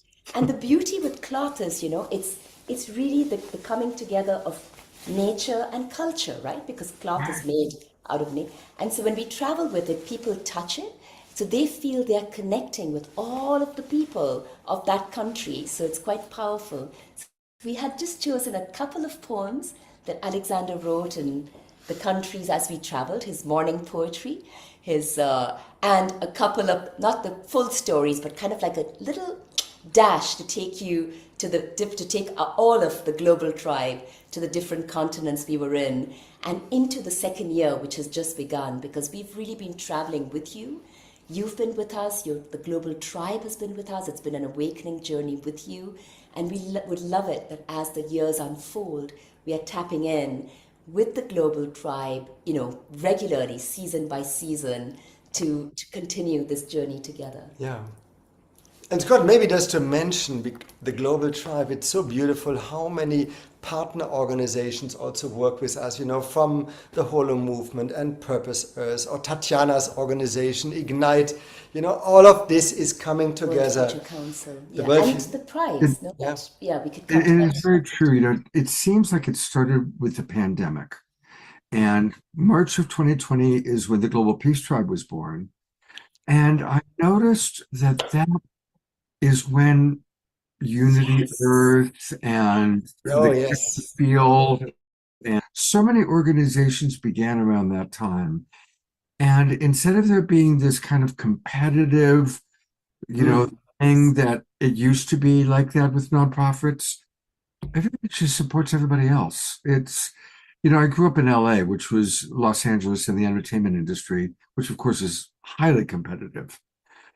And just the lack of competition and the amount of compersion, I love that word, compersion, that takes place within all of our different groups. Just like, of course, the moment I mentioned Patron Antoinette, of course you're collaborating with them, right?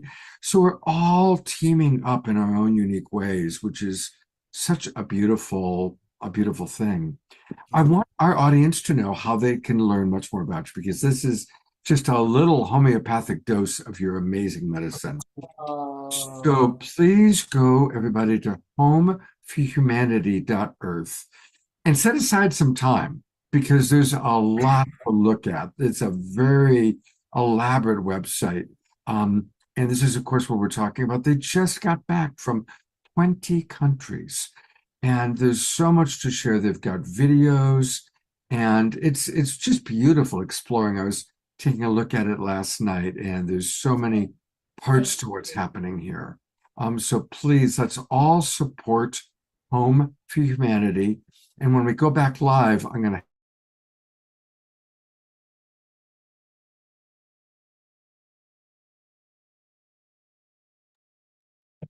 just learned before we came on air, coming to the United States, and they're going to be on the West Coast in March. So we must create time together when you come to the West Coast. We will Love definitely that, will. Scott. And do we still have a couple of moments to like literally take you around the earth Sure, and share sure, a couple sure. of stories? Yes, we will do them very, very fast in the next 3 minutes. But we feel that is what we owe the global tribe to travel. Absolutely. We want to see some global. Mini tour. Okay, let's go. So in the spirit of gifting, we open this little journey around the planet, our one home, with a poem called Gift. And what if all your soul has ever longed for were already here and now, and here and now, and here and now. Breathe in, breathe out, breathe in, breathe out. The gift was given long ago. Time to unravel what is yours to live. Do not lose patience with yourself, though you have failed 1,000 times. Life longs to play the violin with you, producing tunes of here and now, and here and now. Breathe in, breathe out, until you realize and you are one. Have always been. Breathe in, breathe out. And with that, to Africa. Beautiful, beautiful. Welcome to Africa. We are the youth of Africa, the young women and the young men. And we welcome you to Nakibale Refugee Settlement. We may be refugees from the war in the Congo, but here our gift is we are transforming our pain and suffering in this refugee camp where we are exiles, homeless, into Nyumba ya Umoja, a home of unity. Nyumba, home, Umoja, unity. Welcome to Nyumba ya Umoja. From Africa to Asia.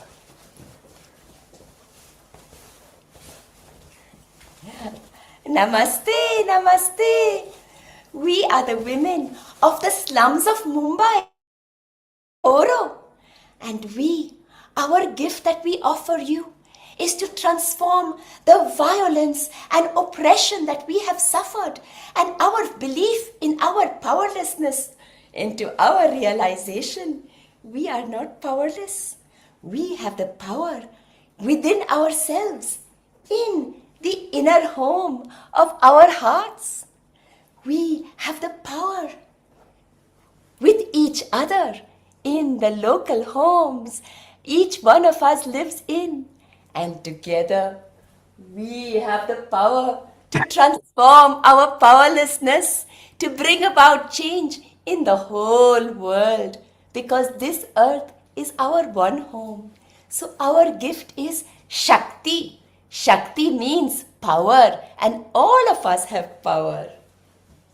And finally, welcome to the beginning of the Abya Yala. Oh, we are moving to Abya Yala from Asia to Mexico. Welcome to the Americas.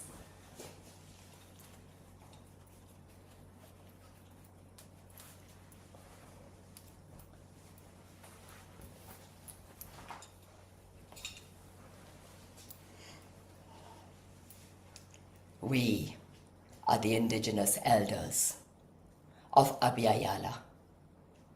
And our gift in this time of deep division is to bring back Omeyotal, the great unity under the duality, and the remembrance that we all can live buen vivir, that the important gift of life is to live together in harmony with all of life. Ometeo, and from Abya Yala, we welcome you to the beginning of the second year of the One Home journey to the Philippines.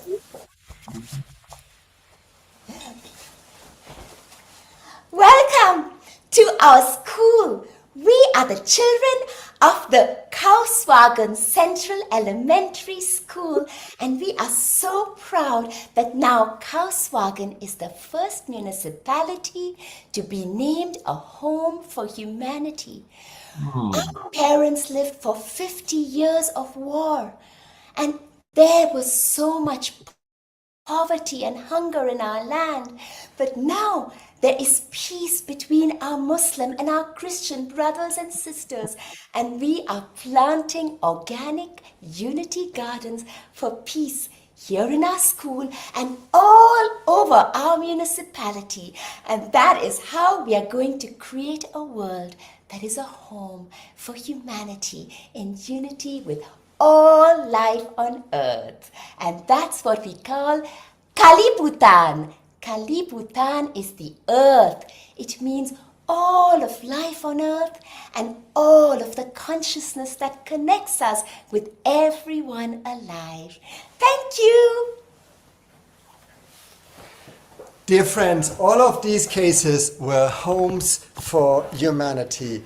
And we close with another poem that takes us into the second year of the journey. And again, it is entitled Gift. And once more, happy birthday, dear Scott. Gift. Yes!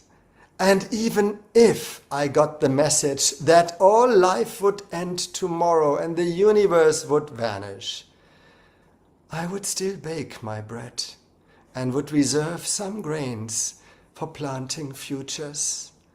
How could I possibly abandon life in such a crucial moment, having received the greatest gift of all, falling in love abundantly and madly with existence on every single day?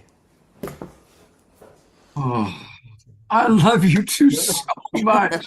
I love how theatrical you are and you're willing, and the way you convey your embodied memory. For example, the Philippine municipality. So you really embody your memory of who you met and then convey it back to us. It's a gift. It is an amazing and rare and unique gift that you have. Really. Thank you, Scott, for letting us share that. And it was just a way to say what you just did a few moments ago, that this for us is really a shared journey. You know, what was very beautiful, the reason we were in the Philippines is, much to our surprise, we were invited to receive a peace prize. And we said we will accept it on condition that you accept that the prize is a collective prize for everyone who's been involved in this journey, who's been involved over the years, who's been involved in this past year, and who will be involved in all the years to come. And they allowed us to do so. So you won't believe it. We went on stage in this magnificent, beautiful ceremony with our earth and with our bag of all the cloths. So we were carrying all the geographies and all the cultures and all the people and all the animals that we had met. And symbolically, we had an empty bag from the Philippines gifted to us by a young social entrepreneur woman who would symbolize the empty bag of all the people and cultures and countries to come. And we received the gift, the prize, in our collective name. And it was an invitation to say, we would love that everyone joins, everyone shares what is their gift to life and how would they like to be connected in this weaving of this journey. And there is a little page which you just shared called Join the Journey, which shows all the different ways people can join. I think it's, you It's I'll pull it up right here. Here we go. pull it Bring up, and we would love to hear. Yes, it's, I believe, under Right in the One middle. Home University. Just if you yes, right there. Number is 2. Number 2. Join the journey, and it gives all kinds of ways that people can join by just sharing the story, by sharing their responses, their comments, by sharing their gifts, by hosting us, by becoming their organization, becoming a home for humanity. Or by participating in the events that we do online in each and every country. We call them On-site. Earth Citizens Agoras, on-site and online. So there are many ways, and we are continuing to weave the global tribe all together, Scott. So you, your community, all of us together do have a chance of building a beautiful new sunrise, which is emerging behind your head. And Beautiful. Thank you so much. And I'm going to, of course, send this out to everybody. We're also going to make a separate segment of what we just recorded, and I'll send that to you. And also we'll put it on our playlist. And I love you both so much, and I hope to see you. I will see you. we will. In We March. will plan it ASAP, very early, so we can, make it live. And dear Scott, happy Happy birthday. Somewhere in the flood of emails you'll receive, there'll be our wishes on Christmas Day, and we'll Well, celebrate with you. Thank you. WhatsApp is a good way. Now that we've got WhatsApp, that. only let's use the WhatsApp. WhatsApp Only to talk WhatsApp. get started. Yeah. Me too. Love you guys so Much much. love. 70 hugs and more. Aren't they wonderful? I didn't know they were going to do the little theatrical thing. I thought we were kind of wrapping up because it's 20 minutes. And then when she was hustling so fast to change her costumes and do the different voices and do the different characters from the Philippines or Mexico or wherever it was really, really quite beautiful. So I hope you all enjoyed that. I'd love to see some comments. So, pop into the chat box. So Kat says, very sweet. It was wonderful. Absolutely lovely. Very sweet. Okay, good. It was good for me. I hope it was good for all of you. Well, drum roll, please. We are going to start a new section that I've just kind of dreamed up for the Global Peace Tribe. We've really become a family, or as DR likes to say, a framily. That's a combination of friends and family. Framily. And so it would be wonderful for us to get to know all of you a little bit better. Because each of you have an amazing story. Each of you have, what brought you to the awakening world. And so Susan Blomquist has volunteered to be our first example of, I'll have to come up with a name for it, but it's kind of like get to know our community better type of a thing. And, but she asked that we pre-record it because she is still shy. And I actually really like that the very first person is Susan, because Susan is someone who's on the shy side. So this is a pre-record I did with her about a week ago. And the first example of hopefully many of get to know our community. And we'll start by getting to know Susan Blomquist.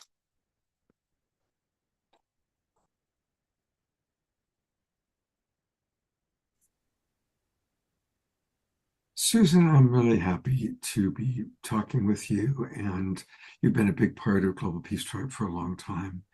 And I'd love to hear a little bit more about your story, about maybe how this community has had a positive impact on you.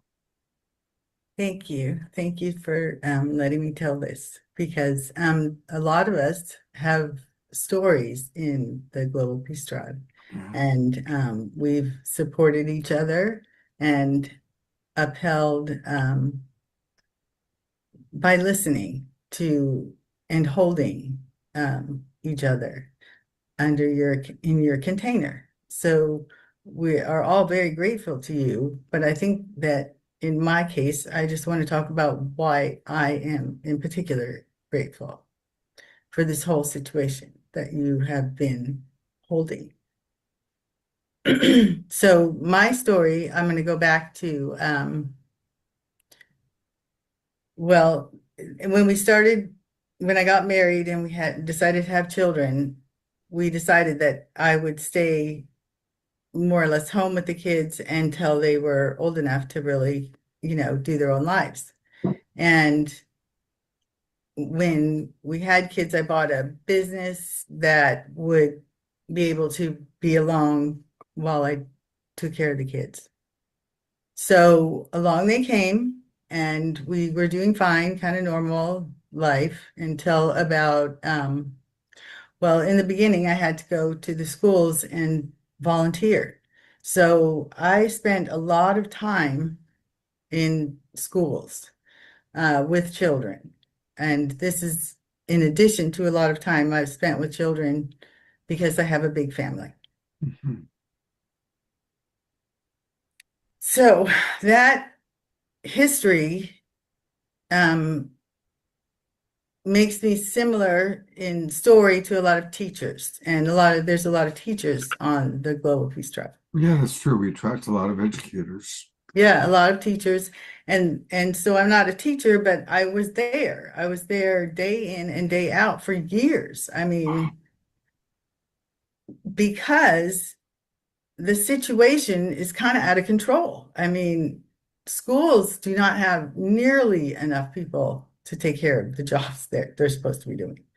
And there's always some volunteers, and then they would just sort of be the volunteers year after year, and they would do the job. But my life just went away because there was such a need for young people to have just anyone there to help them grow and get in through their lives. I mean, just get through recess for one thing.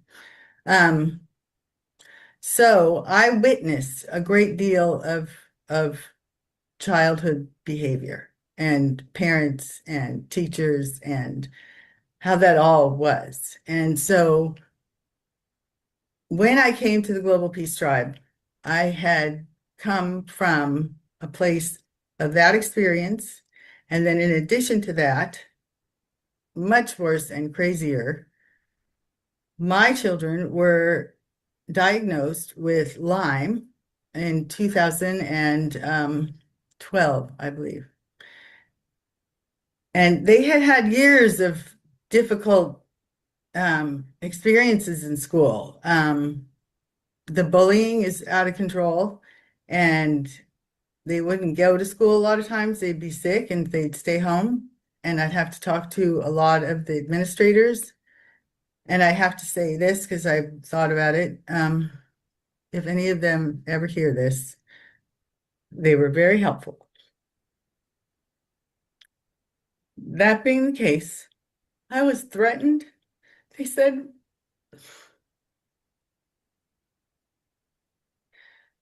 the CDC decided that there was no Lyme in Colorado. So none of the schools had any policy for us. We just didn't fit. There was no policy. There was no policy for my kids staying home. The doctor we were working with, who was really considered one of the best doctors in the country around this, and has a list of clients that you can't get through. He said it would be best to go ahead and try to do school. And so we tried half time, and that sort of worked, but not very good. And then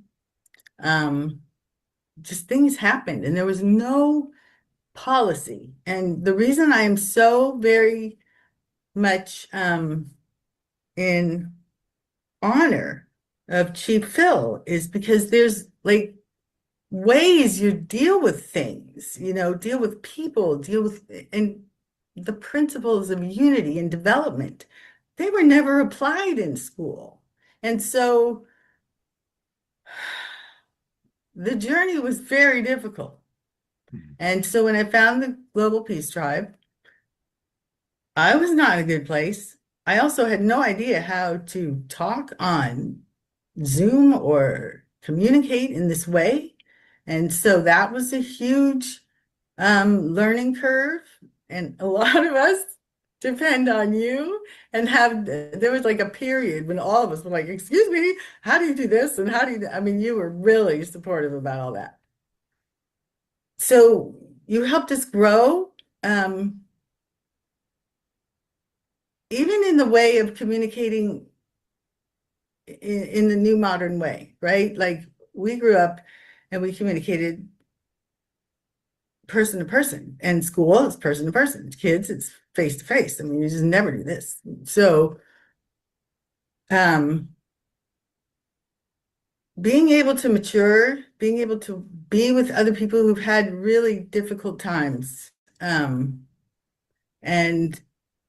having that camaraderie and your care for all of us,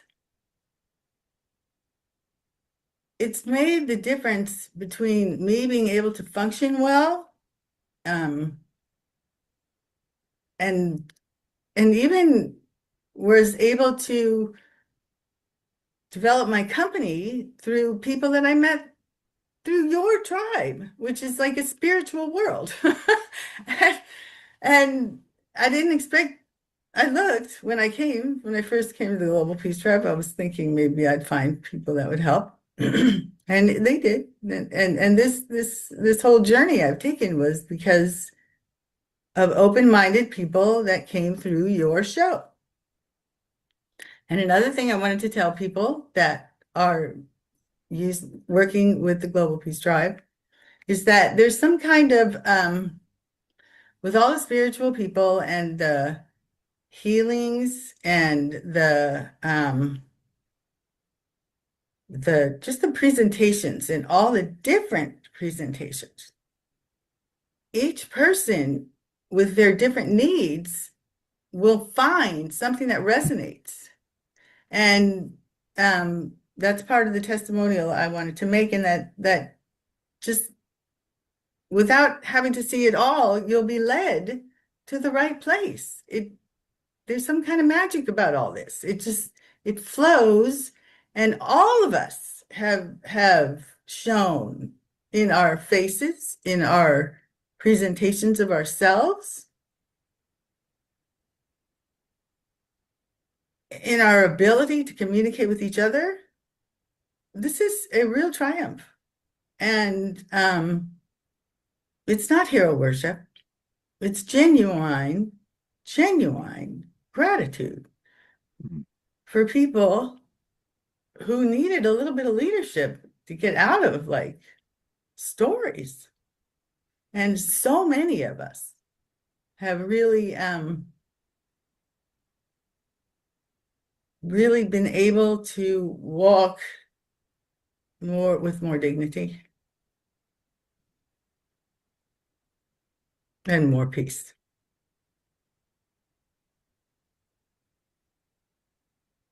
Well, thank you, Susan, for sharing all that. That touches my heart and is very gratifying, very inspiring. And it's beautiful because you're inspiring me, and the whole purpose of the Awakening World and the Global Peace Tribe is to inspire others, because there's a lot of hard stuff going on in the world. And I really appreciate you represent a part of society that gets forgotten. Women who have dedicated themselves to their children, sometimes dedicated themselves to families or even husbands who don't respect them or appreciate them or take good care of them. And all the contributions you made going to those schools and contributing to those children. And I do believe, when this life is over, we have a panoramic life review and we see the impact that we made on people. And there were children then who you contributed to their life, and they haven't been able to stay in touch with you. They don't know how to reach you. But when this life is over and you're having your panoramic life review, you're going to have a lot of wonderful things. I remember little Johnny. Oh, I remember that time with Susie. And things that you did, helping them to feel understood, helping them to learn, helping them in wonderful ways that contributed to their lives. So, yeah. There's that line from the Bible, great shall be your reward in heaven. And that's really where I think part of the reward in heaven is when we can see little things that we did, that random acts of kindness, random acts of support that made life more wonderful for people.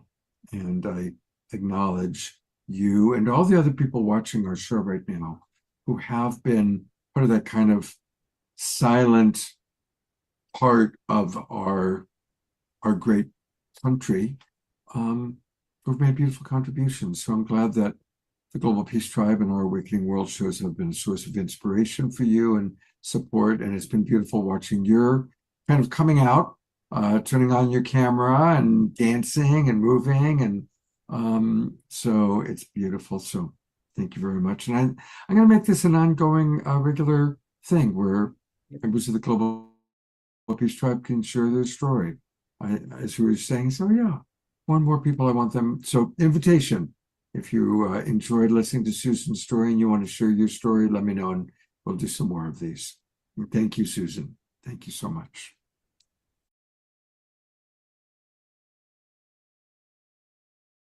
Oh, and mute.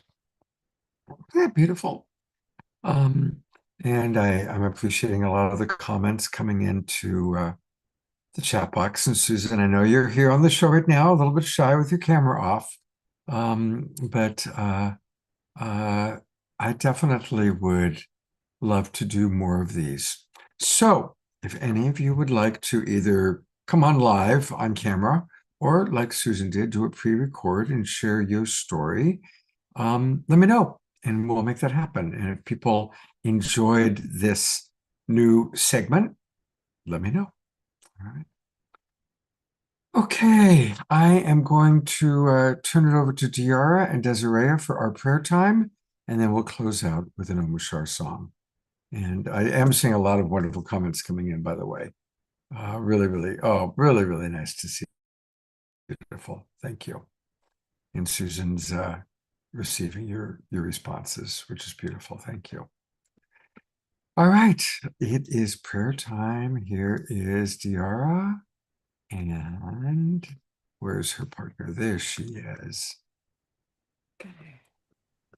Thank you, Scott. And thank you, Susan. Oh, that just warmed my heart, and sending you maximum grace for all the things you've been through. And then sending maximum grace to all of the other individuals who have been through things as well.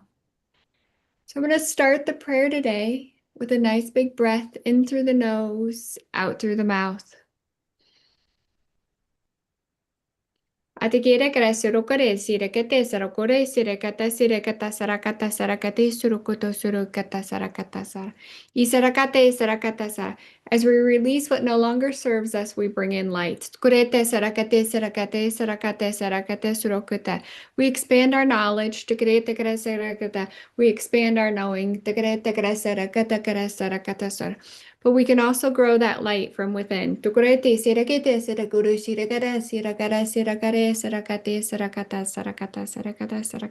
angels will help you expand that now.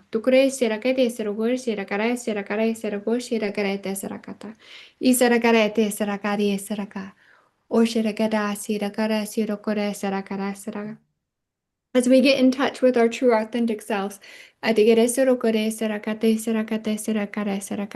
speak our truth.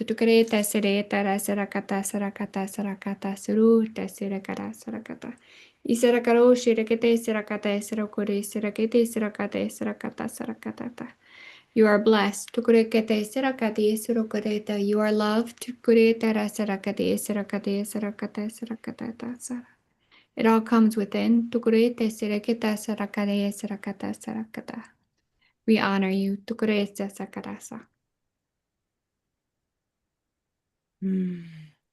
And taking that beautiful energy bestowed upon ourselves and sending that out to all of us who've been touched in one way or another by education, by all those who have their hearts in the right place that are giving and providing service. We support them as well.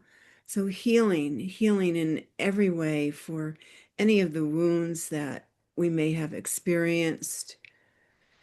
And we take this out beyond ourselves again and send this out around the world, healing the discord, the seeming separation, and scooping up this energy that we've been hearing about tonight, tangibly taking that energy and molding it into that love and sending that out. And so breathing in peace, bringing ourselves back into the coherence, back into that oneness, back into the bliss, pushing away anything other than that.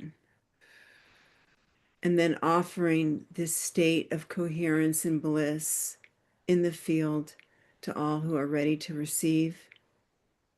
And blessing all of us in our tribe, blessing all of us who are stepping out more courageously to be seen, to be heard, to be shown.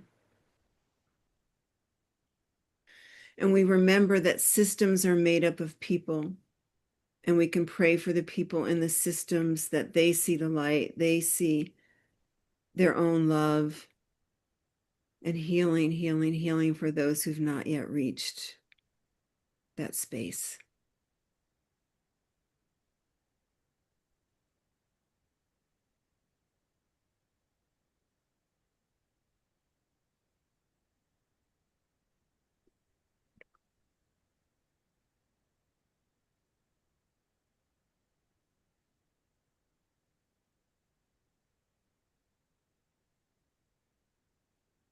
Just have a minute of silence, and everybody can put in the chat box or silently expressing anything you're holding prayer for. And of course, we pray for all the places in the world where there's violence, hurtful choices impacting innocent people.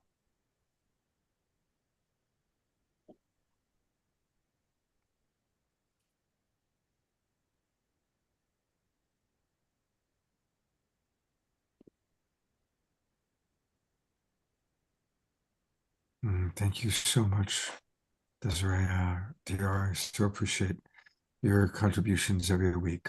Thank you, thank you, thank you.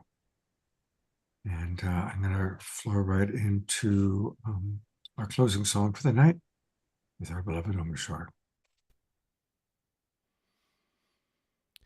Thank you, beautiful ones. Feel that deeply. And Susan, Ms. Bloomquist, that you rocked, sweetheart. I know it's also a challenge to watch yourself after the fact, but you touched me, so I'm sure that you've touched many folks here. And this is a song we can all sing. I'm going to put it in the chat. Don't unmute, just sing it to yourselves loud. And we've sung it before, but it just felt to be present with us tonight. And there it is in the chat. And here we go.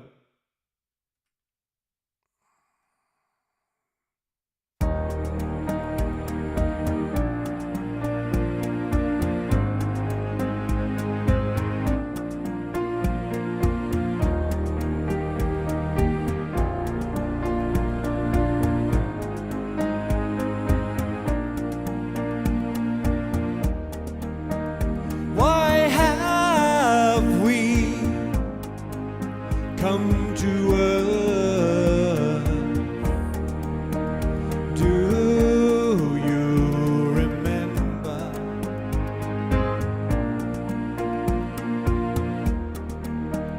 Why have we taken birth? Why have we come?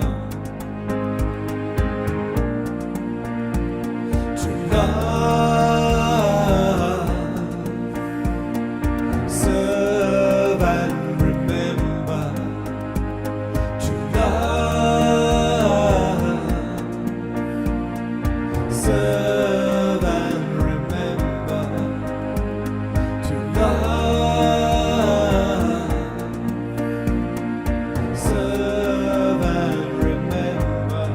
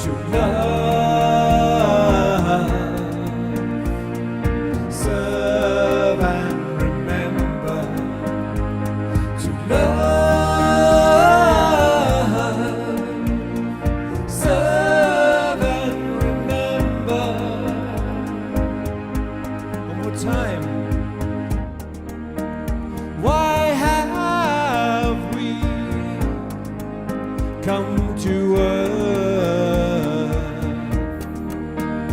Do you remember?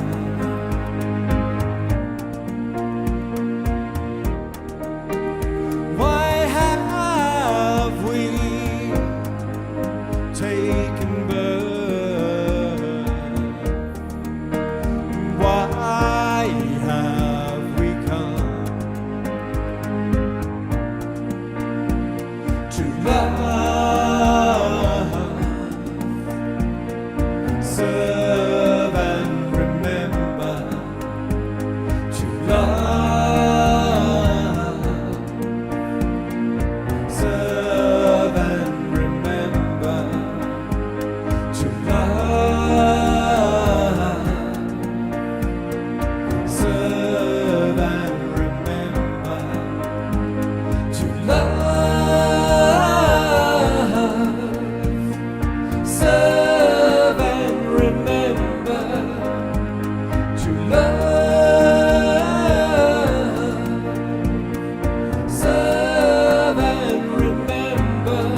Why have we come to serve and remember?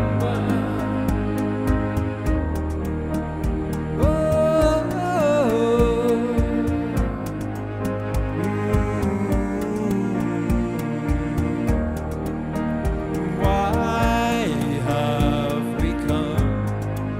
Last one. To love, serve and remember, to love, serve and remember, to love, serve and remember, remember to love,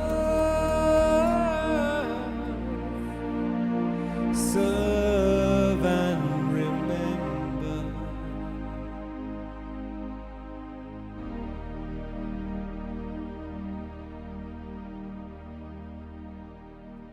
Why have we come?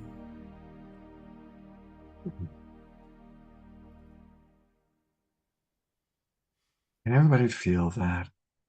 Can you feel the love emanating from Omashar and then rippling out through the people moving and holding space?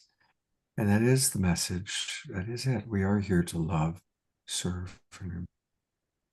Big twinkle for Omashar. That is magnificent. That's just magnificent. That was very inspired. Oh, thank you, bro.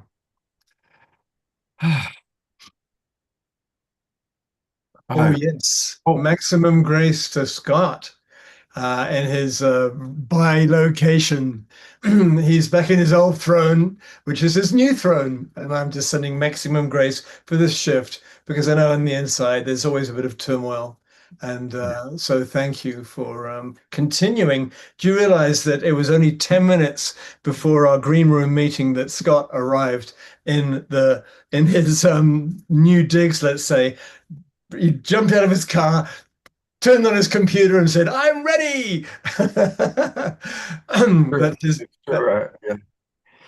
Yeah, the sad truth, the sad part is that I am leaving the Kind Heart Ranch, and it's heartbreaking, honestly. But I'm also really grateful to have a beautiful home here in Tiburon with a lovely community, and my friend Emily is here, and I've got a great space, and Jazzy knows everybody, and everybody loves Jazzy, so I feel blessed. I feel blessed and sad. You know, it's really both. You know, it's like I go back and forth between the sadness and the gratitude, the sadness and the gratitude. Bittersweet. Yeah. Yeah, and that is how life is, you know. Seeing some of the things that people put into the chat box, Carol, and what her relatives are going through. It's amazing. It's well, not even amazing. It's a travesty. And yeah, here we are. We can just hold each other and love and support and just uplift each other and spiral upwards together. Because there was something. What was it earlier? I forget where it was. Someone said that we've spiraled down into as small as we can get into the smallest boxes. And there's nowhere else to go except to spiral up again. And as we're spiraling up, all that is not is flecking off from us, and occasionally we get re-embroiled, but we're doing it together. And so thank God, Goddess, for that. Absolutely. Thank you for the acknowledgement. Thank you, A couple brother. of other things I do want to share. I almost forgot. It's for those of you watching on Facebook and YouTube, come join us. Come join the Global Peace Tribe. We've just started a brand new season. And our new season is every Wednesday and every Saturday night. And we do special shows, including this Sunday. We're going to have a Sacred Sunday show. But please register for the new season. Go to globalpeacetribe.com and then just click register for the new season, and that'll take you to our registration page. It really will if you do it. I can't because it's some weird thing, but if you click that, it will take you to the registration page. And join us. We want you to be part of this amazing family. It really is a remarkable group of people. And then I always like to share with people what's coming up. And on Saturday night, it is another Soul Search night. And I'm actually going to be going to Rohnert Park. There's a Soul Search Enlightenment Expo happening in Rohnert Park. And so it's going to be, Rohnert Park is in the Bay Area. So any of you that are in the Bay Area, definitely come. It's Saturday. I'll get there sometime Saturday afternoon, and I'll be doing my Awakening World show from the hotel where the expo is happening. And we've got great guests. Anthony and Renee, probably the ones that you all know the most. Barbara Tintori will be my co-host. And so that's what's happening on Saturday night. And then, if at all possible, come to Rohnert Park back on Sunday, because union between a man and a woman. Now, some of you may know that I was originally going to do this with Eden, and then Eden got a really good gig this weekend. And I'm very grateful that I was able to call Katrina, who's co-founder of the Love Coach Academy with me and my longtime friend of 20 years. And she's going to pinch hit for Eden. And Katrina is just as fascinating and is brilliant. So anyway, of course, for those of you that can't make it to Rohnert Park, please join us. I will put the link to the Zoom room into the chat box in a moment. And of course, we will, I'll send out an email to all of our subscribers. So it's going to be Sunday at 12 noon Pacific time. So put that on your calendars, Sunday at 12 noon Pacific time. And I hope to see some of you in person, and it'd be really wonderful to see all of you, hopefully online in the Zoom room. And I'm going to get the invitation right now. Here it is, copy invitation. You don't need all that stuff. You just need this part. And I'm going to put it into the chat box. There you go. So take a moment to copy the link. That's the link that I just put in for this Sunday at 12 noon. And hope to see as many of you there as possible. The last thing I wanted to show is, as you know, I've dedicated this year, both Kristen and I had such a wonderful visit with her when she came to visit. We have dedicated this year to magic, mystery, and miracles. And our dear friend Dorina has created another gorgeous art piece, if you will. So in the center, we have magic, mystery, and miracles. And then she's added as kind of words of intention, happiness, harmony, co-creation, coherence, healing, and wholeness. I think it's a beautiful, beautiful image. And I'm so grateful to Dorina. She always comes in and asks wonderful questions and created those beautiful posters for me on my birthday. So thank you, Dorina. You are a wonderful, wonderful member of the Global Peace Tribe. I want to thank Dr. Kat for her wonderful presentation. Is she still with us? I think she might have Gone to bed. gone to bed. And of course, our new friend Jackson Strong, and most of all of you. Thank you for being such wonderful human beings, dedicating your lives as all of you have. I've got you on gallery view. And have a beautiful few days. I hope to see some of you maybe in person on Saturday, and all of you Saturday night online, and again on Sunday. Take care, everybody. Have a beautiful evening, and good night.